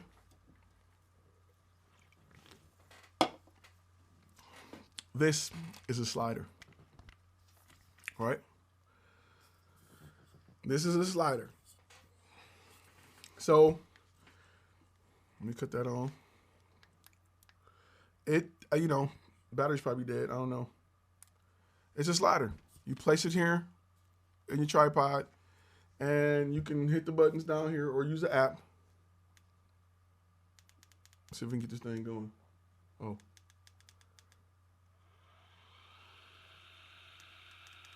Man, I got so many jokes for this. Hear how loud that is? I'm using it really fast, though. I wouldn't use it this fast on the shoot. I would use it slow like this. Wait, that's too fast. I use it like this. Right? It's moving. They don't like it's moving, but it's moving. Let me see. So this is a slider. It's an electric slider. It's a good, it's weird because it's a monopod. It has its quirks, its ups and downs. I'm working on a review for it. Look, that's top speed right there. See how loud it is? I don't use them as often as I would think I would use them based off the commercials. I'm not gonna lie to you. I don't use them a lot. They're just cumbersome. They're in the way. I just don't. Can they be used? Yes. There's definitely a use for it. Don't go out and buy a $2,400 slider. Trust me. Go find you a knockoff that's on Amazon that do the same. One of them companies that's still the same patent, and they come out with the same thing, and it'd be like $250 instead of $2,500. Go get you one of those. All right. It's not a vertical slider. It's, you know, it's designed to take the space of a monopod in your camera. It can be a vertical slider, but it has a base plate at the bottom. So you can mount this to your tripod like that. It's just that when you got your camera here, the tripod got to be strong or it's going to flip. Hey, you know, we're going to see how it works. Have I seen the commercial for the new DJI Phantom 4 Pro V2? Any opinions? I like the new Phantom 4, but DJI don't have no competition right now. That's why they dragging out the Phantom. I'm waiting for the Phantom 5. The Phantom 4 is dope. It's a 1-inch sensor. It's dope, you know, but their mentality is if it's not broke, don't fix it. They're just not innovative no more. And I'm not blaming them. They don't got to be. They have no competition. Name another drone maker that's on the level of DJI right now. I'll wait. Right. You get 4K 60, 20 megapixel pictures. It can detect front, back, left, and right. I like them. I love the Phantom. I got a Phantom 3. I love the Phantoms, but 4K 60 D-Log, 100 megabytes a second. Mechanical shutter. It's the same thing to me as the other drone they got, the Maverick with the 1-inch sensor. So, what's the flight time on it? That's what I don't know. I want to know the flight time on that thing. Let me see. I'm pull it up on the website. Flight time is approximately 30 minutes. That's late. Wix or Squarespace? Squarespace all day.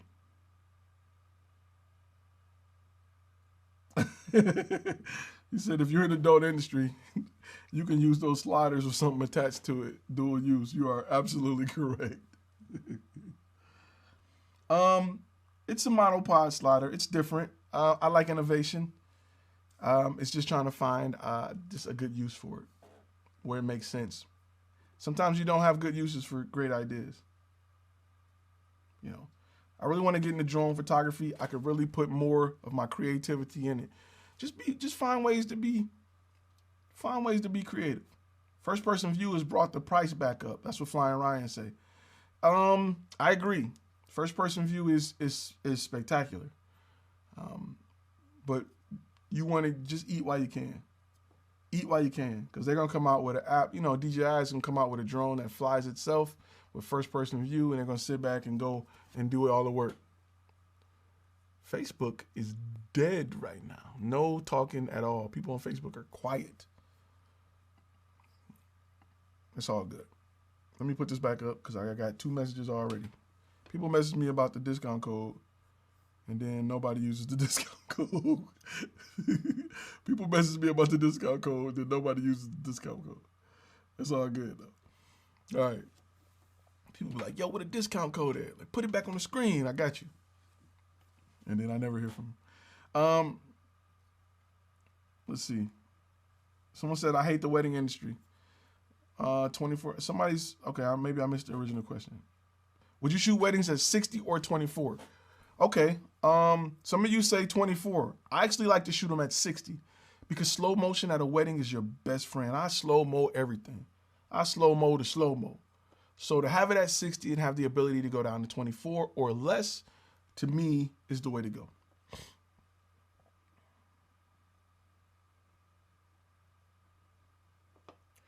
So I just bought the Blackmagic Pocket Cinema Camera 4K. Do you recommend rigging it all the way out or just grabbing the tilted battery grip option? I like to rig mine all the way out. I got a video, if you look at my videos, about how I rig mine. I like to rig mine all the way out. What are some not well-known tax deduction secrets for content creators like us? Oh man, that's a good question. Buy you a truck that weigh over 35,000 pounds, because you can write that bad boy off, or a big portion of it. Even if it's a work truck, even if it's a Cadillac truck, even if it's a Tahoe, get you something heavy. Thank me later.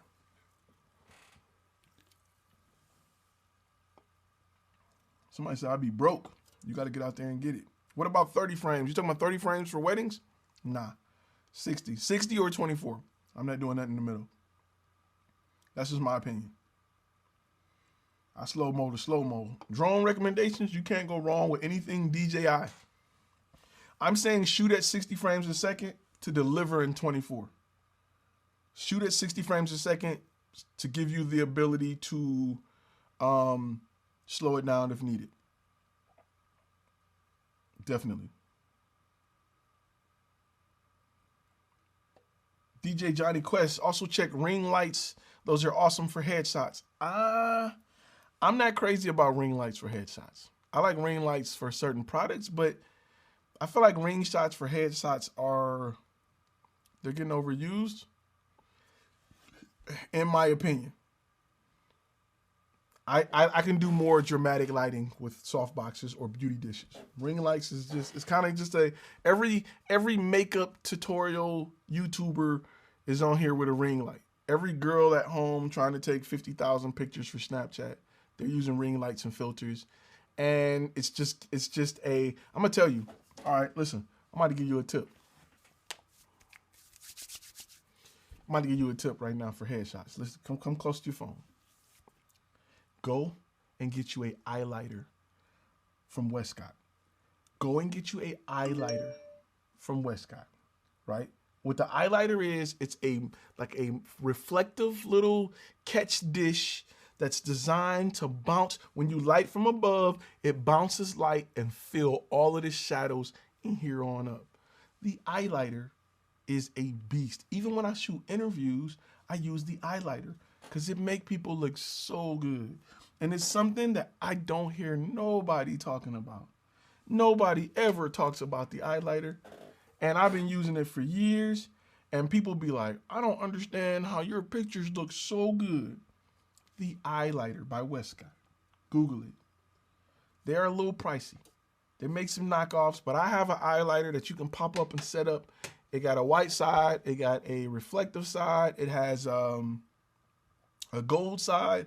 But it's just a reflector, and it's just the way it's curved. It's, it's perfect. If you sit it close and then you light somebody from above, it will make people will be like, I don't understand why your pictures look so good.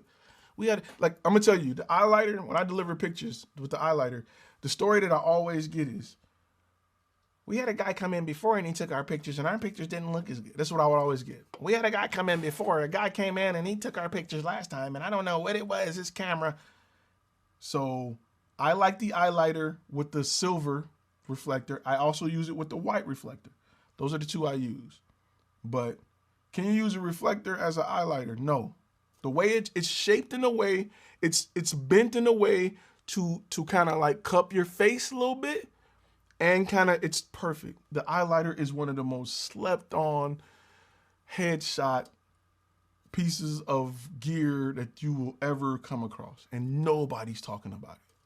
But if you go and look at these high-end guys that's doing these $1,000, they're doing these $1,000 headshots, they'll have them. It's $200. It is $200. I'm gonna give you a link. Let me find you a link to the eyeliner. Give me a second. Give me a second. Let me get you guys a link to the eyeliner. I'm gonna post it in here. Because the eyeliner is just dope. But it's by Westcott and it's not cheap. But it's $200. It used to be $300. Like a dummy, I bought it when it was $300. But I don't say like a dummy, it's paid for itself. I got that money back. Westcott eyeliner. Newer makes one. It doesn't look as good as the real one. It looks like it's not curved enough. I'll post a link to the eyeliner. Oh, dog, hold up. Let me get the link. I'll post a link to the eyeliner. Here is the eyeliner. That's Amazon. Do I have thoughts on how the current economy will affect creatives? If you're not finding a way to survive, you're done. It's a wrap for you. But there are ways to survive. There's definitely ways to survive. Companies need to know how to survive. They need to show stuff. They need to continue to market. They need to be aggressive on what they're doing to provide a safe haven in a time of a virus. As far as cleanliness, that is your opportunity to go in there and provide that. If you want somebody, like if your niche is hairstylists, they need to show that they're sanitizing combs, they're sanitizing wash areas, their towels are going, like they need to show that because people are scared to leave their house. Even when it's over with, they're gonna be scared to leave their house. Maybe they have something set up where they only do one client at a time. And that's what they're pushing to keep money coming in. Hey, when you come with us, we're doing one client at a time or no more than 2 people. We're cleaning everything. We're bleaching everything. Still come get your hair done. Still book your appointment. We're still open. That's a commercial right there if your niche is hairstyling. So as a content creator, you need to be, that's why it's important to have your niche. Because if you don't have a niche, you're like, oh, I don't know where everybody could, maybe I can help somebody. No. That's why it's important to figure that out. The link, I posted the link to the eyeliner. Director XJ said, thanks for your help. You've helped me grow. Director XJ, thank you for your super chat. And thank you for your help. You've helped me grow. So I guess it's an even trade almost. My goal is to help you grow where you're balling. And you eating big steaks and all that stuff. My goal is to fatten you up. My goal is to get you chubby. If you're chubby, I've did my job. Do I ever come to Chicago? Carl Bell. I haven't been in a while. Somebody said, man, I don't want to even talk about how much money I lost every week. That's the importance of having a non-refundable retainer right now. Non-refundable retainer. So they can move it. Hey, we can move it to August. It ain't going to be like this forever, but we're not canceling it. Got to take deposits or non-refundable retainers. You got to get non-refundable retainers. Let's get rid of deposits in 2020. No more deposits, only non-refundable retainers. So with that, you won't be losing money. You'll just be shifting it.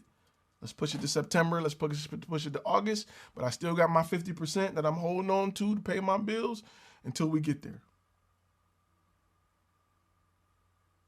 What about I don't like the knockoff. I seen one knockoff with the eyeliner and it was trash. That $200 you're going to get back on your first shoot. I'm just keeping it real with you. Some corners you can't cut. Somebody said if we didn't have the internet, people wouldn't even notice the coronavirus. It's really not that serious. People are panicky. It is what it is. Being military, we look at things a little different. We look at civilian side, military side. Military cats like, okay, wash your hands, keep it moving. Everybody knows that this is what we got to do. It is what it is. Civilian side is like, oh my God. You know what I'm saying? So buy toilet paper. Come to LA. I was out in LA not too long ago. Do I have a contract thing? Do I have a contract thing? Yes, of course. I use it all the time. Are you talking about the discount code? Hold up. I'll post that back on the screen. Boom, bang, pow. And what I'll do is I'll post a link to that so that you can use that promo code with that contract pack. The big old contract pack. 25 contracts now. We're up to 25 contracts. Hey, who jumped on when it was only 18 contracts? How many of y'all jumped on when it was 18? Where my 18 contract originators at, man? All my cats that purchased it when it was 18 contracts. Much love to you. And I didn't even talk about a new contract. I didn't even talk about adding more contracts. And boom, I just kept adding contracts. Let me get you the link to that. Let's see. All my people who jumped on when it was just 18 contracts. It's a handful of y'all. The pricing was different too.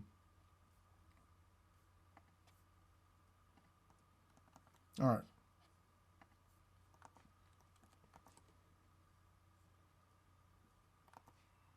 Boom, there you go.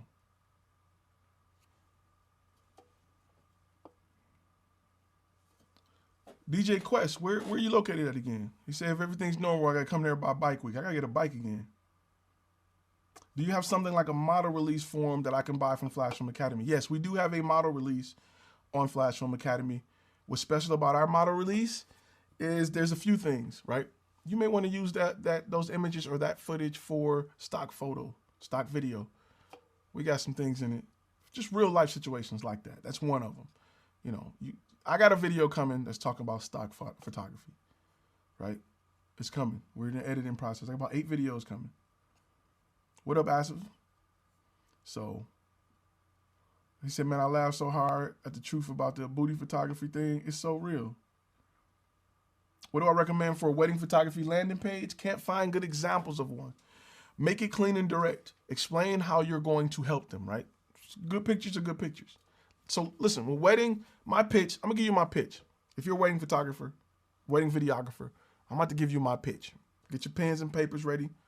I know a lot of y'all like to go to the gram and record certain parts. Hey, if you post something in your story in the gram, tag me in it. I love those. I'm telling you now, I like people when they're like watching it and it's like them and then they show the screen and then I like that. Much love to that. I usually reshare all of them, but I'm gonna give you my pitch. Okay, you ready? All right, here we go. This is my, all right.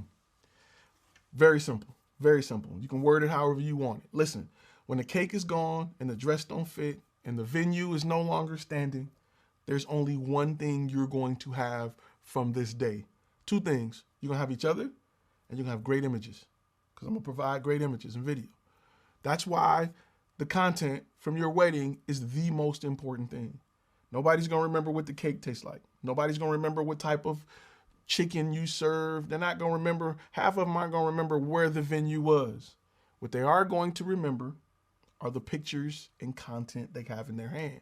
That is how you need to be positioning your brand, right? Memories are the most important thing. You need to position your brand that way. Won't nobody care about they won't care about the DJ, none of that.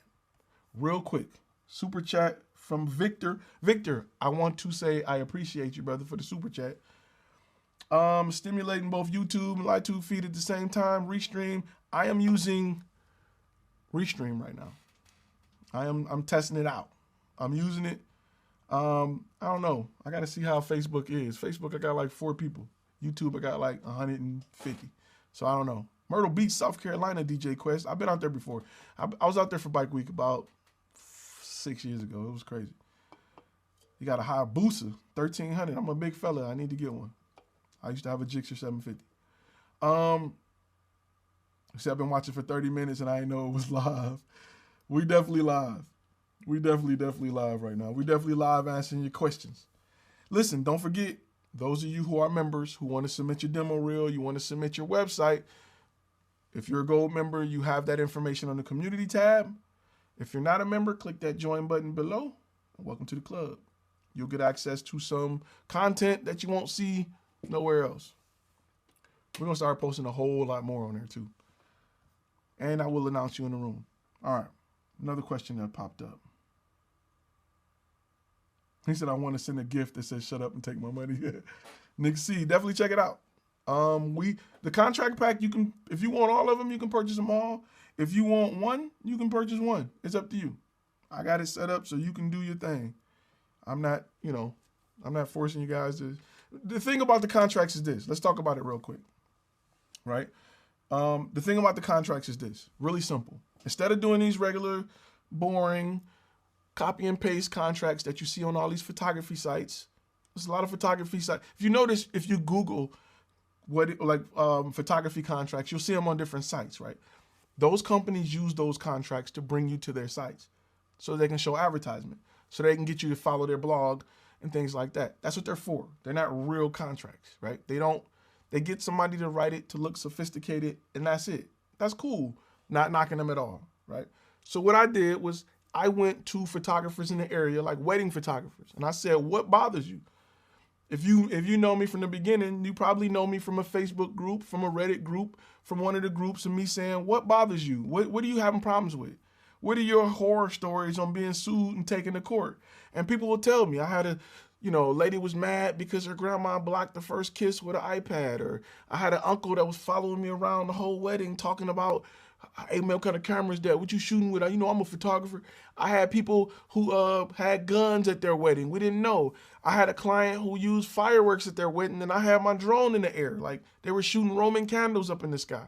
We didn't know. So what I did is I took that information and I put those into contracts for real content creators, right? If I'm at a wedding and y'all gonna be shooting guns, I wanna know about it.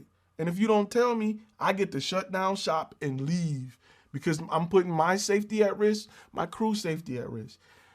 If I'm in a church, and this has happened to me personally, if I'm in a church filming or taking pictures and your church say there ain't no flash and we're shooting and it's candlelight only and we're at ISO 6400, you can't complain about grain because it's your job to make sure that you have the rules for what that church allows. It's not my job to do that. You pick that venue, not me.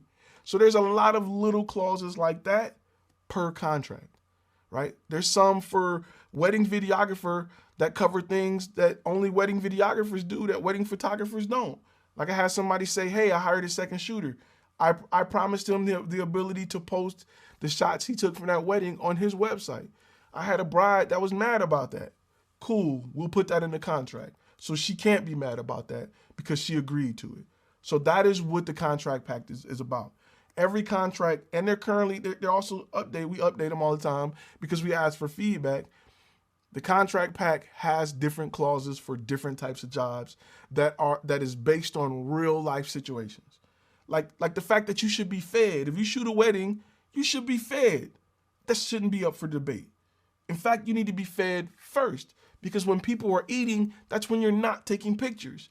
But if I get my food last and everybody's done, I gotta wolf down my food and get indigestion and gas and then get back to shooting. I should be fed first. So those are things that are very important. And if you haven't been in the industry long enough to face those, you may not know. Gabriel Daniels, thanks for the advice on the eyeliner. Good looking out on the super chat, brother. Appreciate the super chat. Man, I love when that screen light up. And it ain't even a money thing they got to do. It's just weird seeing the light up changing color part. If it's $1, if it's 50 cents, it's just weird seeing it light up in a sea of questions. It make things a whole lot easier. So that's just something that you got to think about when you offer a contract. 90% of the time, offering a contract to a person will prevent them from acting stupid and challenge you on dumb stuff, right? 90% of the time. The other 10% of the time, you go to court. And if it's written well, you'll be good. If you got a good contract. These contracts are going to protect you in both. Like right now, I'll give you an example. I have a client right now that is a pain in the butt. I've given this contract, and I'm going to detail because I don't want to say who it is, but I've given them more revisions than I should have. I've given them more. We stayed an hour later. I did everything for a client who don't know what they want.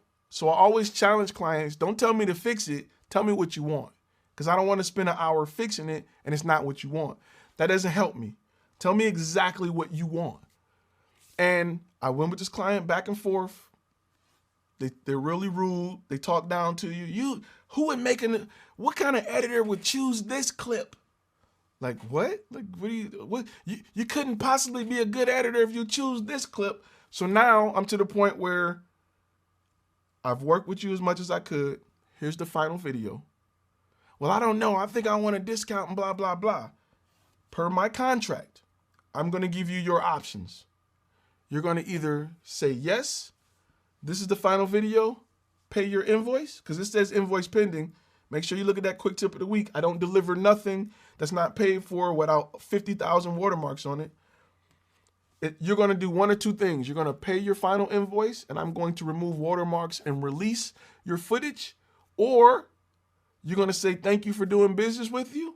I keep my 50%, and I go and free up my hard drive, and we just go our separate ways. And you got 48 hours to figure it out. That's what a good contract will have you do, so you don't have to sit there and strong arm and wrestle with people. If your contract is legit, and you're the business owner. That's what I love about being a business owner too. You can tell somebody, look, this ain't Burger King, bro. I've been more than nice to you. I'm all about customer service. I'm all about helping people out. But you get people that want to take advantage of you. So you have to protect yourself. especially when they know they're dealing with the owner. They're gonna try to squeeze you. They're gonna try to punk you. Gabrielle, good looking out on another super chat. Is that 2 super chats? Good looking out. I appreciate it. And we have KP Crown Me is our latest silver member. All of my members, please post those unique emojis you have. But I don't mean to go on a long tangent, but because you have your contract in place, bro, you don't have to get treated like you work for somebody. Like you work for somebody, they go, I'm gonna tell you, supervisor, here at Walmart, our policy is blah, and you gotta do all this. When it's your business and your legal side is solid, bro, you can be like, this is what we're doing, and this is what we're not. So what is it gonna be? In fact, I'll give you 48 hours to make your mind up. Because I'm not about to hold on to 6 terabytes of footage and you're being difficult. Because a lot of people don't provide what they want. They just know what they don't want. And they want you to spend years figuring it out. I'm not in your head. You need to say, this is specifically what I want. I want this shot here, that shot there, and I'll make it happen. But don't tell me, get rid of this shot. For what? What are we putting there? What are we going to put in place of that shot? Don't tell me to get rid of it if you're not telling me what we're doing with it. That's something that you got to do, and I got a video coming on it, but that's something that you got to do to prevent people from just dragging you like a dog because they feel like they're spending money. They just dragging you. You gotta have that backbone with your business. And that is, I love owning my business. I love being the top dog in my business because I can tell people all the time, no, we're not doing that. Nope. We're not doing it. All right. Try giving someone a discount as a favor. They expect it even cheaper. Never going down that road again. Next time they want a lower price, I'm taking lines off them. You're taking line items off. Yeah. Don't discounts, man. People, the worst customers I ever had were lowball customers. The customers that spent big money, big $10,000, $20,000 jobs was like, hey, let me know when it's done. Hey, I'm going to get out your way. Let me know when it's done. Period. The customers that $2,000, $1,500, I have to put a limit on revisions because they're like, what happened if the text was red? I can make the text red, send it back. Hey, can we make the text blue? What? So usually when I send an edit, and the easiest way to explain it, let's say you edit a clip and the clip is 1, 2, 3, and 4. And the client say, I like it. Can we move clip 1 after clip 4 so it's 2, 3, 4, 1? Sure. Edit it, send it back. Hey, I don't like clip 3. No. You should have not liked clip 3 the first time. If you want me to change it, that's an extra revision. And we get to a certain amount of revisions, we're going to start charging you. Because I guarantee you, when a revision started to cost you, like it's costing me time, you won't have as many dumb revisions. Those are things you have to stipulate in your contract. You can't just argue with them because they'll take you to court and you'll lose every single time. You have to put that in your contract. My bad on that tangent. They running my nerves. He said, I just want to send a shout out. Ty, thank you for sharing I ain't gonna say the word he said, but the stuff most won't, because your comments, I legitimize your business. Hey man, appreciate your support. Hey, all y'all, man, listen, I appreciate y'all support. Let me be honest. He said I had a client that did the same thing, and because of a good contract, I told him the same option. You got it, yeah. And in 15 seconds, they switched their energy real fast. Yes, you gotta have a contract. Anything that's subjective, anything that's non-tangible, people will push and pull and get what they want. You gotta. I had a lady tell me, "Oh, it was a Coke can in the background." What? We want to Photoshop that out, ma'am. You picked the location. We didn't pick the location, so we try to clean up or try to move stuff as best as possible. What do you mean? You want us to reshoot it because you got a Coke can in the back? It's not gonna work like that. You gotta limit your revisions. Fabio says, should you hire a lawyer if you don't know how to make contracts? Yes, we have a contract pack. That's what we're talking about. We have a contract pack that got 25-year top contracts for content creators that we update.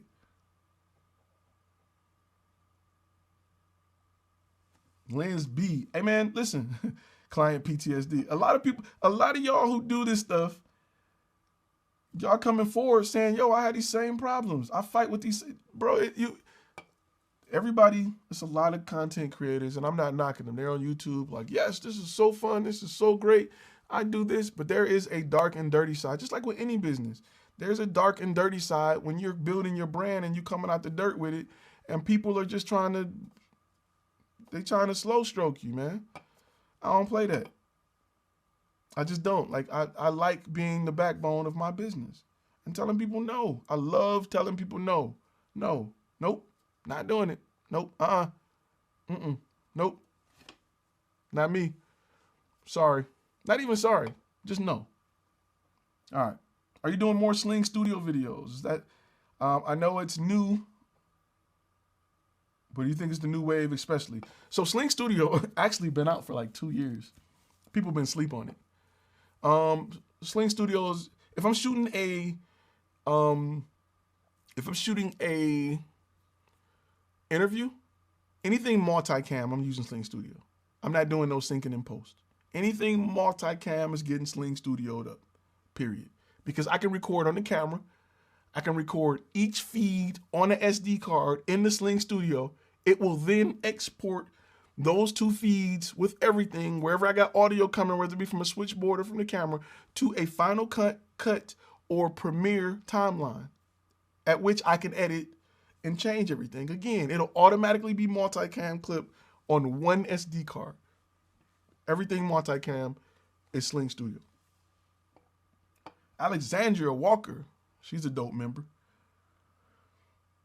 What prompts do you send clients when getting feedback on editing? So I use Vimeo. Vimeo has a great page where clients can make a click and say, edit this or do that and do this. And it keeps all of that stuff.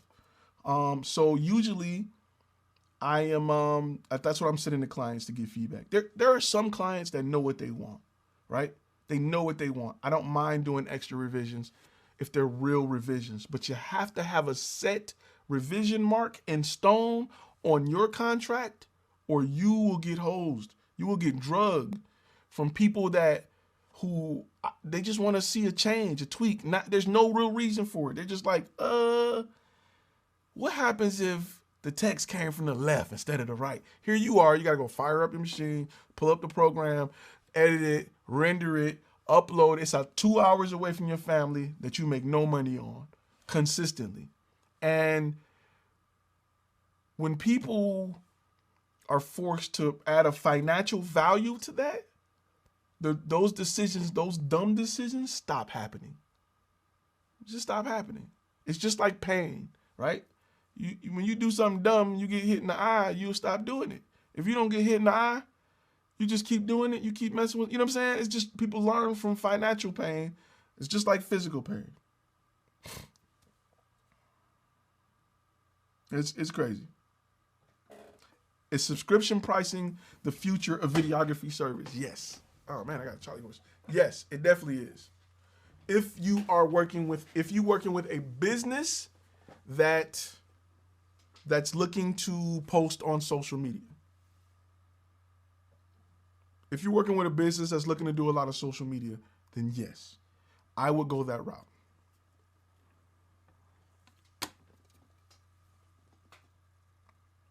Let me put that up there, because a lot of y'all got to work on them portfolios right now. Yep, a lot of times they have no idea of what they want. Limit your revisions, please. Gotta limit your revisions. Gotta limit your revisions, y'all. You don't want to spend forever working with a client who don't know what they want. Force them to think about what they want. See, I actually thought about doing this like 6 months ago. Yes. That's why in the photography, videography, even photography, the photography or videography contracts got revision lists on it. It's built-in clause about revisions. I'm gonna give you an example. I work for a company who is a big major food chain, right? Big major fine dining, not fine dining, but sit-in dining food chain. And we shot a video, and there was something stupid they wanted to change. Like literally, like, yo, I don't like his shirt, but we don't want to blur it out. But it wasn't an offensive. It was just like, I don't like it. let's do a reshoot, guys. Let's reshoot it. And this project had a budget that was like $60,000.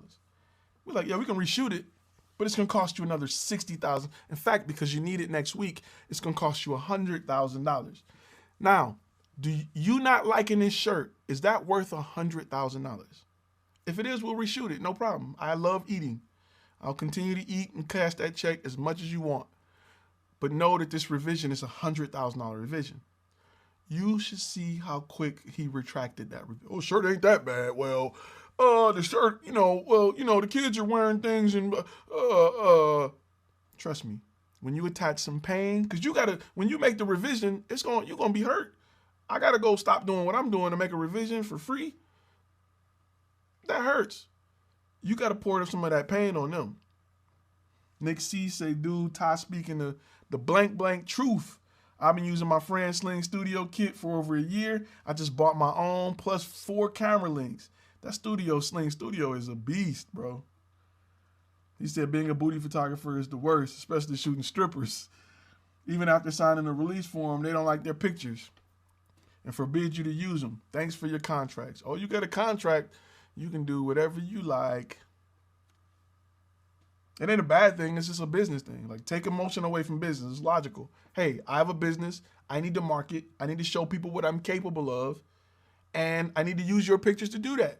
You're going to use these pictures to do something. I need to use them to do something. Or we can do an NDA, which is on the contract pack. We can do a non-disclosure act. And the price is going to go up a little more because I'm losing my ability to market. I gave you a little bit of a hidden discount because I'm getting the ability to market these pictures. However, now don't get me wrong. Listen, things are different when you talk nudes and stuff like that. If you're doing that type of photography, you don't want them out there out of respect. I get that. You may have a behind the scenes shot. I get that. But on finished images, I want the rights to them as well. What would being the Mercedes-Benz of subscription videography look like? That depends on what your niche is, right? So who's the top hairstylist videographer? Who's the top dog groom? It depends what your niche is. It's all about dominating your niche. It's not about dominating the idea of subscription or the idea of videography, but it's about dominating your niche. What are my thoughts on having case studies on your website? You can't go wrong. As long as they're coming from your target audience. Case studies from your mama don't matter. She's not buying from you. She's not your target audience. She loves you. She's going to tell you your website is the dopest thing since sliced bread. I wanted to use something else, but this ain't the member-only chat. We'll get low down and dirty in the member-only chat. This is a public chat, but public live Q&A or whatever. But case studies from your ideal client. That's the only one that matters. I don't care what people think who not buying from me. I don't care, right? If somebody came to me and say, you should put this on your video production contract, I'd be like, do you own the video production? No? Then go sit down. But people who purchased the video production contract and they're like, I like it. This one time I had a problem where this happened. Those are the guys I listen to. You wouldn't take advice from somebody that's not your client. You got a cousin that's like, man, you should do music videos for rappers that man, what? Sit down. Ty, yesterday I asked about the legal side, but I wasn't clear on my question. Let's say you're about to start a videography brand tomorrow. What 5 first legal things would you take care of? Okay, I would take care of my LLC. I would get my domain. I don't know if that's legal, but my LLC would be number 1, right? You're gonna set up get all your tax numbers, get your Donovan and Bradstreet numbers. You want to get that for credit purposes in the future. Your DMB, look into that. It's free. Get it. I would get renter's insurance to make sure that my items aren't stolen or broken or whatever out while I'm working. That's important because people see a lens with a red ring on it and they want to snatch and run, and then I got to chase you down and whoop you up and then call the cops. What else I would get? I would get, depending on what my niche is, if it's video, I'm going to get my retainer because I'm not doing deposits no more. Retainers in 2020. This epidemic or pandemic or whatever you call it is the reason why. Model releases and whatever type of videography I'm doing, I would get that release as well. I would combine those three. That's me. Somebody hit me with a super chat. Justin Voss, I want to thank you for the super chat before I even read your question. I really appreciate you, brother. Somebody said, you're the man. I appreciate the videos. Do you like going live on your main channel versus doing it on something like Twitch? Been debating this. Because my family, my peoples is on YouTube, I like YouTube. Plus I like what YouTube offers as a streamer, like the features it gives me. I like YouTube. It's just me.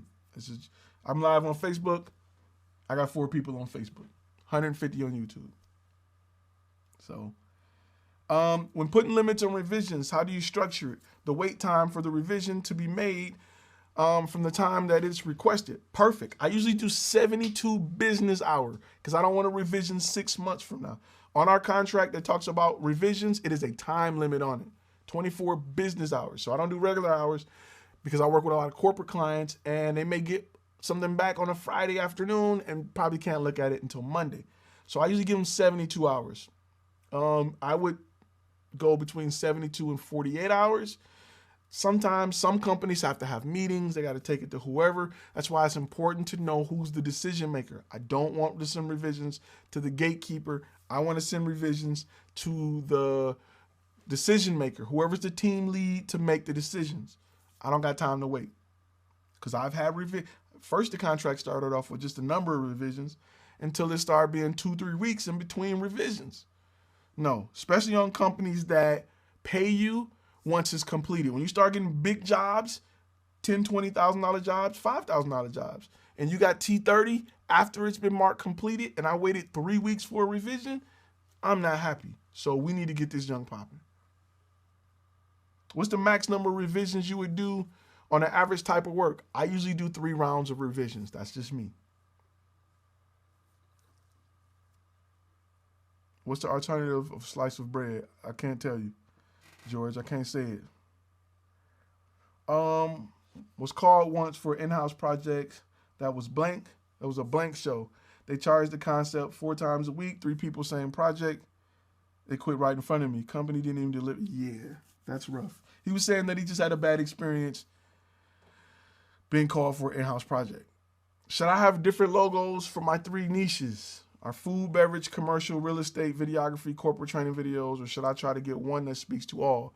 Okay, those are 3 completely separate niches. So I want to address that first. If you can get 3 niches that are close, you'll save on marketing, you'll save on everything. If you can get some that are close, right?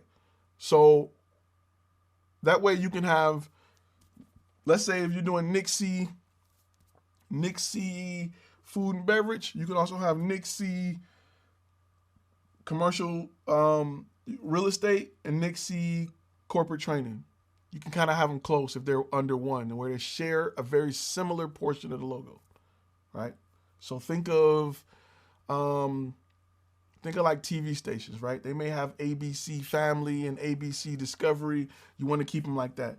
If you can keep your niches close, let's say you do real estate testimony. Let's say you do real estate testimonial shots, and real estate promotional shots, like dealing with real estate agents. So they talk about who they are, their brand, what they got going on this week. If you get some 3 niches like that, it works better to have 1 logo over 3 niches than to have 3 niches that require 3 separate logos.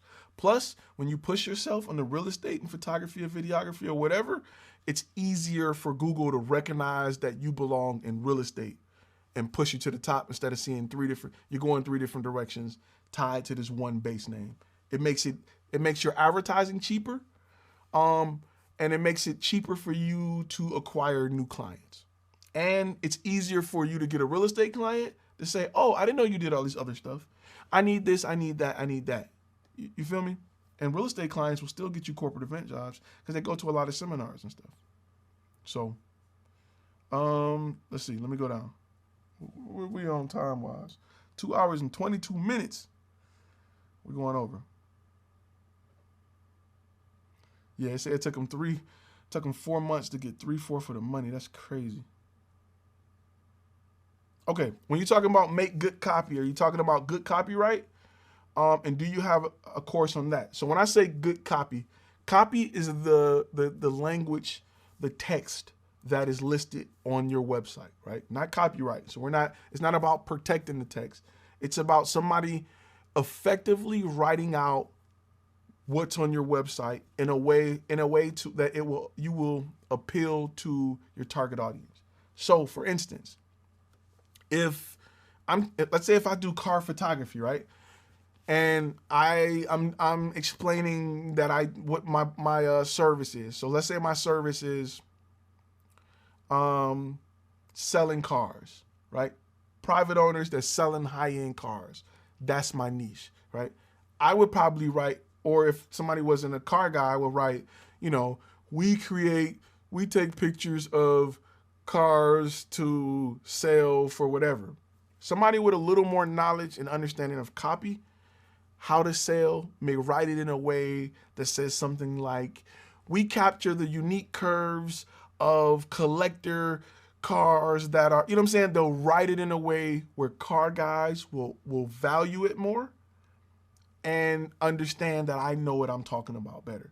So they may talk a little bit about, we'll capture chrome exhaust tips as well as great shots of beautiful hand-painted manifolds glistening off the whatever. You know what I'm saying? They'll write it in a way where it makes more sense. I'm a car guy, but I can't think of it off the top of my head because I'm freestyling. But they'll write it where when somebody see it, it'll look valuable. Like, wow, yeah, I need that. You ever see somebody tell you, like, I'll give you an example. This is a great example. When I went to the Army, the first job I signed up was a healthcare specialist. And you'll be a healthcare specialist working in hospitals, helping people further their lives and saving soldiers, and it's a combat photographer. You'll be on the front line with a big backpack with a big cross on it getting shot at. That's what that is. So, yeah. Hats off, Dre. Thanks for the super chat. Thank you for the super chat. How do you manage your time and not get burned out? By having passion, by loving what I do. By loving what I do. I love talking to y'all. I love filming. I love filmmaking. Passion is the only thing that's going to save you. If you're doing it for the money, that's like YouTube. YouTube is a perfect example of passion. If you're doing it for the money, you're not going to make it, bro. It ain't no money in YouTube till you get to 1 million or at least 500,000 subscribers. I am just talking to a camera for a certain extent. You know what I'm saying? That's why I love the feedback from you guys. I like the feedback. I don't care about the rest. It'll come. But I just like having these conversations because I don't get to talk to everybody with them. I can talk about this all day. It's my passion. And I found a group of people that want to hear me talk about it and talk to me about it all day. I love it. That's why I get on here so much, especially live over regular content. So it's all about passion. You have to love it. If you don't love it, nothing else will matter. You got to find a partner that realize that this is your passion. All right, let me get to some more questions. Hey, Todd, for the revision time structure, your answer was great, but I mean more regards to time set. Oh, for you to revise the edits. So I like to put in my contract the same thing. I hold you to a high expectation. I got a high expectation. You'll get it back in 48 to 72 hours. Same way. They have, I set the expectation on both sides. I think it's only fair to do that.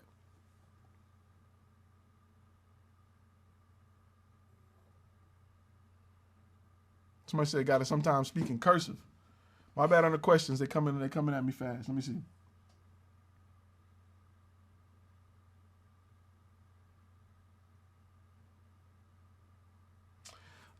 What actions would you take when you delivered a complete music video and gave the client all of the footage, but they're dodging the pay? Okay, Jordan. There really aren't any actions. You just learned a very valuable lesson. Never, ever, ever, ever, ever, ever, ever deliver raw footage to a client that paid or didn't pay, unless they pay for it. Whenever I submit a video, whenever you get a video from me that you have not paid for, it's going to be watermarked invoice pending 3 times. So if this was the video y'all watching right now, it would say invoice pending right here. right here and right here. I make it so it's transparent, but you can see it. I never, ever, ever deliver content without getting paid.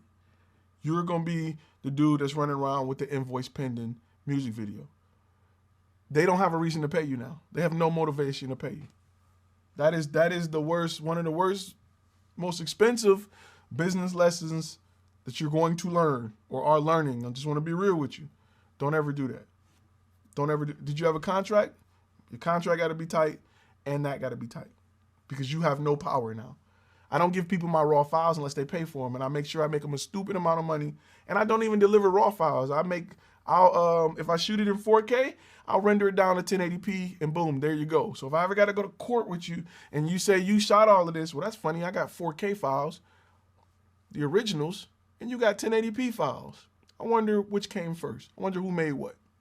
I made it. So you got to protect yourself. You got to protect yourself.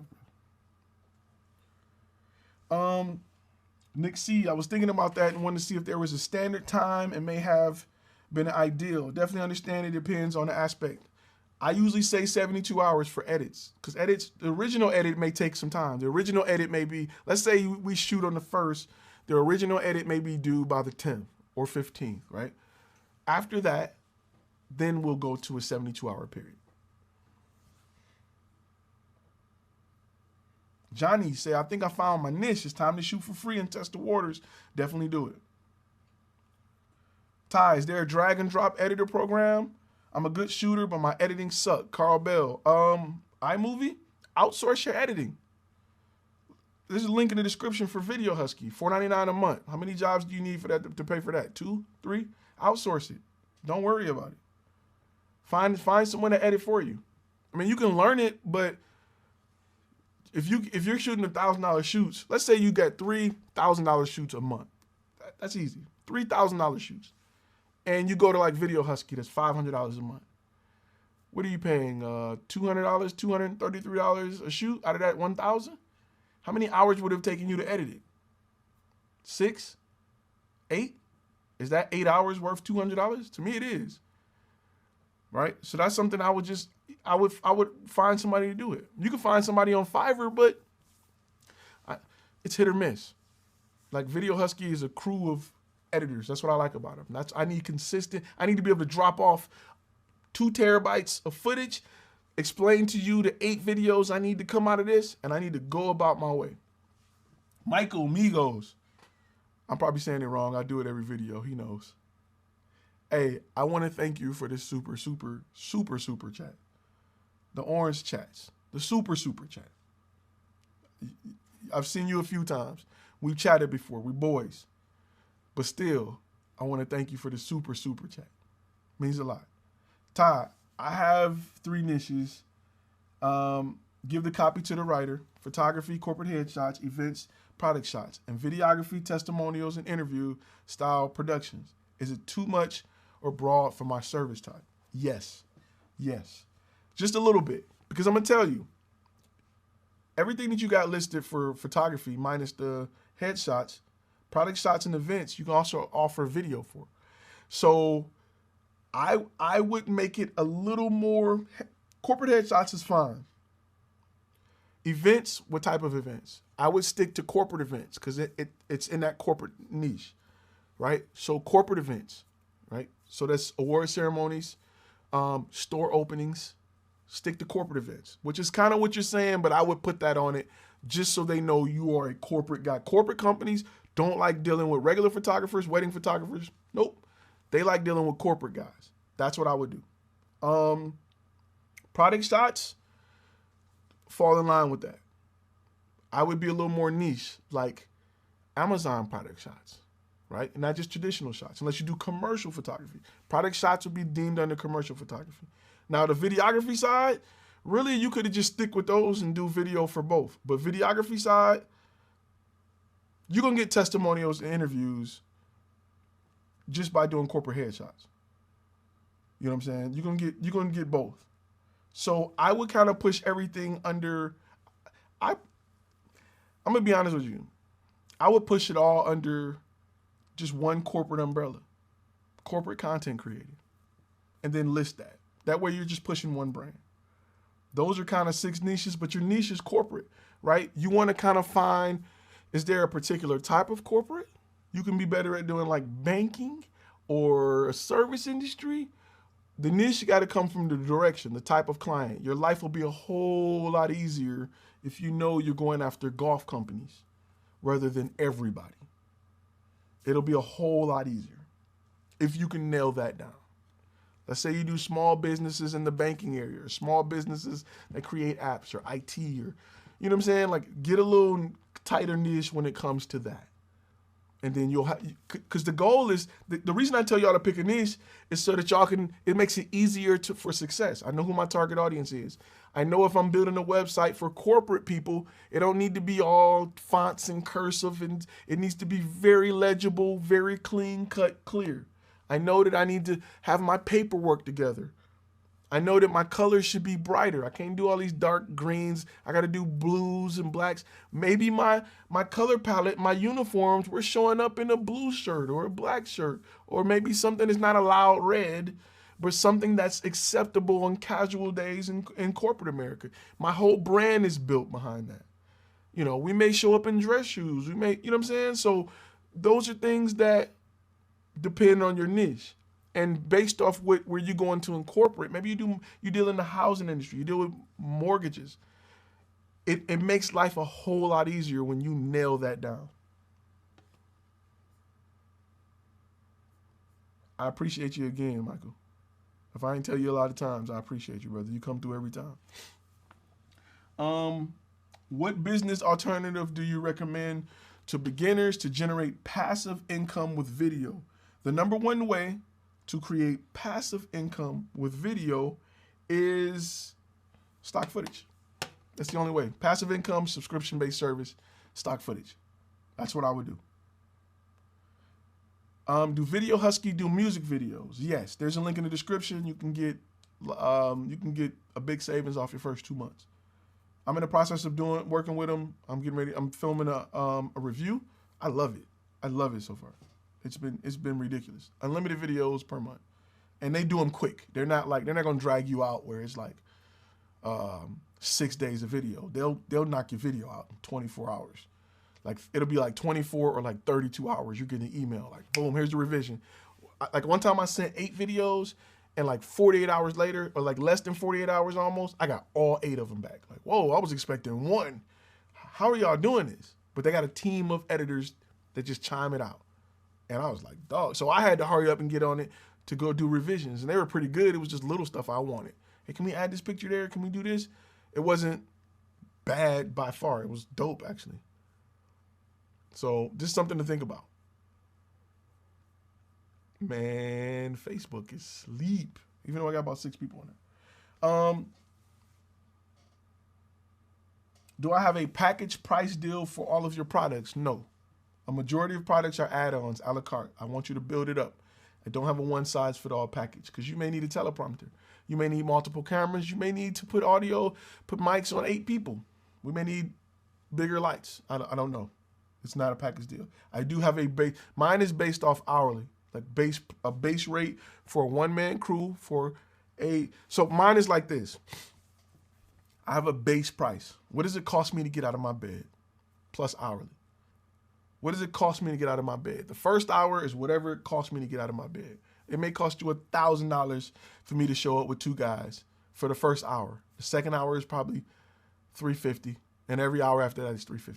That way, if I do 2 hours and my base price is $1,000 and I'm doing $350 for the next hour, it's a $1,350 shoot, and we haven't even got to editing. So that's how my pricing is structured. When I talk about editing, I'm talking about video editing, Randy asks. Video editing. There are companies, I have used companies for photo editing, especially when you're doing products, because you want to make sure the whites are pulled out, everything's popping, colors accurate. I have used a company for product photography as well. If you do watermarks, you got to make it something that they can easily duplicate, meaning that it's not something that can be found on Google Images or something like that. So my watermarks is simple. It's invoice pending. Biggest day. You'll be embarrassed to show people. I've had people pay me early just so they can get that off, just so they can show their friends, because I didn't want to look cheap. I watermarked the mess out of it. My watermarks, you can't get rid of my watermarks.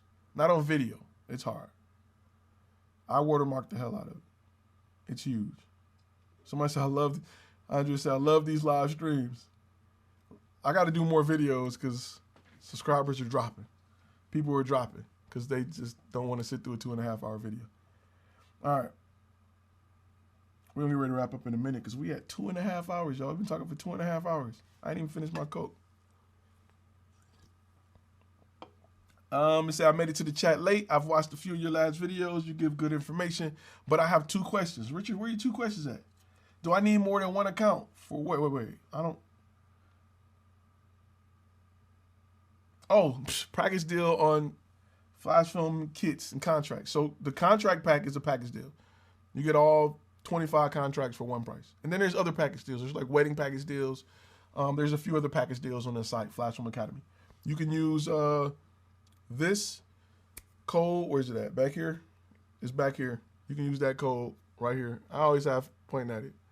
No, it's right here. Boom. You can use that code on the screen. This is weird. That code right there on the package. All right.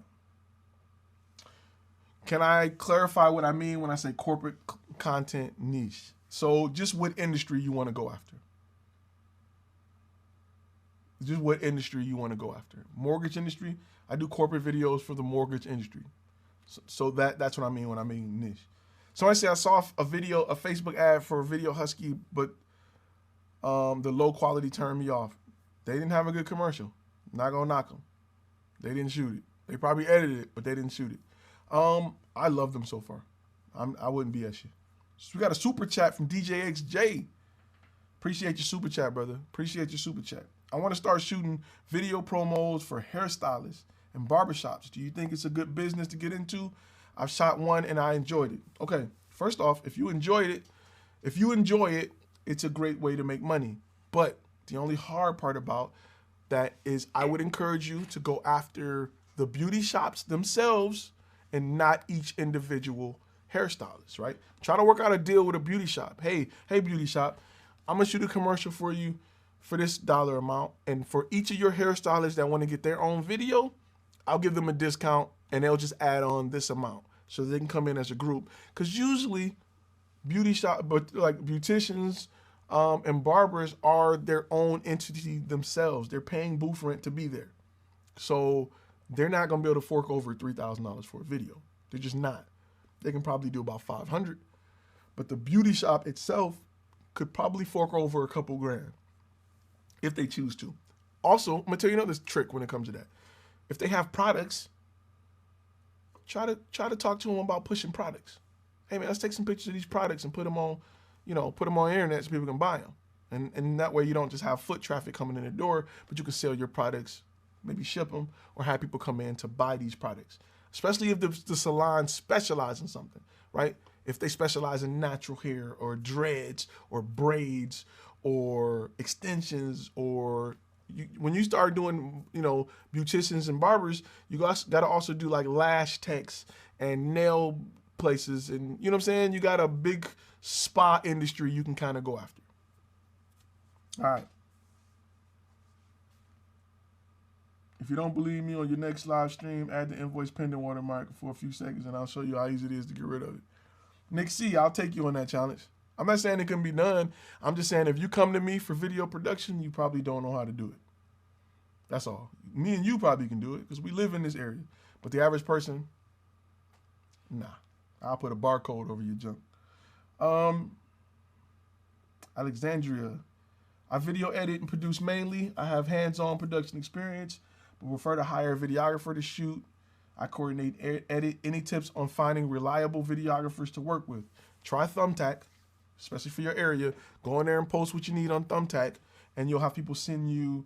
They'll send you their portfolios. Yes. When is the first live member only live Q&A to get down and dirty with business? It's gonna be real soon. I'm just making sure it's gonna be more than 4 people in there. It's gonna be really soon, like this week. Make sure I missed the question. Somebody says extremely easy. Photos, there's some stuff you can do with watermarks. Trust me. I'm not saying it couldn't be done. There's some stuff you can do with watermarks. Yeah. We're gonna get ready to wrap up, guys. It's 2 hours and 43 minutes. This is now my longest live chat. Some of y'all want me to break the 3 hour. It's 141 of y'all still watching, so y'all gotta love it. But I'm not gonna break the 3 hour mark, not yet. I got a bunch of content coming for you guys this week. Let me make sure I put this back on there because you got downtime. You're thinking about doing your portfolio. That's the biggest discount we're gonna give this year, bro. I'm just gonna be real with you. I call that discount crackhead. That's the crackhead discount. I wish I had a meme to pop up with your boy Judge. What's his name? I know a crackhead when I see one. Anyway, okay.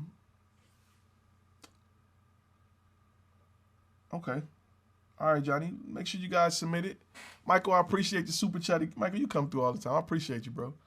Hey man, let me say this real quick. Let me say this before I go, because I got 3 people watching on Facebook. I got a lot of y'all watching on YouTube.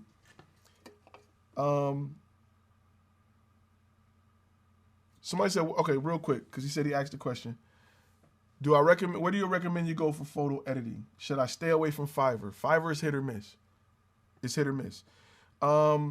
It depends on what type of photo editing you need. We're talking about regular color correction or things. You could possibly get it done on Fiverr. There is a company, I have to research it. They're in India. I used them before. They did a really good job. I think it was Photo Elephant or something. They did a really good job. So I have to look them up. Let me see. Let me see if I can find them really quickly. Let me see if they're in my... They were called Clipping Block. No. ClippingPathIndia.com. That's what I use. ClippingPathIndia.com. I'll post it in here. I used them before when I landed a gig where I had to do product photography and it was 1,000 pieces and bro, I just didn't want to touch it. That's what I used before. All right. Real quick. ZN say, Ty, I'm 18. I just started to get into cinematography. How do I break in since I have a portfolio of both a couple films and a bit of photography? Bro, you're already broken in. I'm going to tell you this. Do not, in 2020, all my Flash Film Academy students, this like if I have to do like a graduation speak, this is the year we don't wait for opportunities. We create them, right? Invest your money in your film, shoot it, put it out on YouTube, build your brand. Don't wait for people to give you a shot. I'm not waiting on people to give me a shot. I'm taking it. I'm taking everything, right? I'm running in there and I'm taking it. Is that company from India used for weddings? Yes. They are really, really good. They're really, really good. Would you recommend small local businesses as a niche? It's not niche enough. Are we doing restaurants? What are we doing? Mortgage companies? I need more niche. All right, guys. I'm going to get ready to wrap it up. We're at 2 hours and 46 minutes. Let me start by saying this really quick. I really appreciate you guys. I thank you guys for tuning in. I see a lot of the same people pop up. I see a lot of new faces pop up.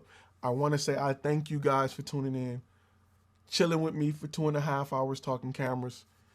You guys are greatly appreciated. Wait, if I use the promo code, I got the 5 steps. It's not.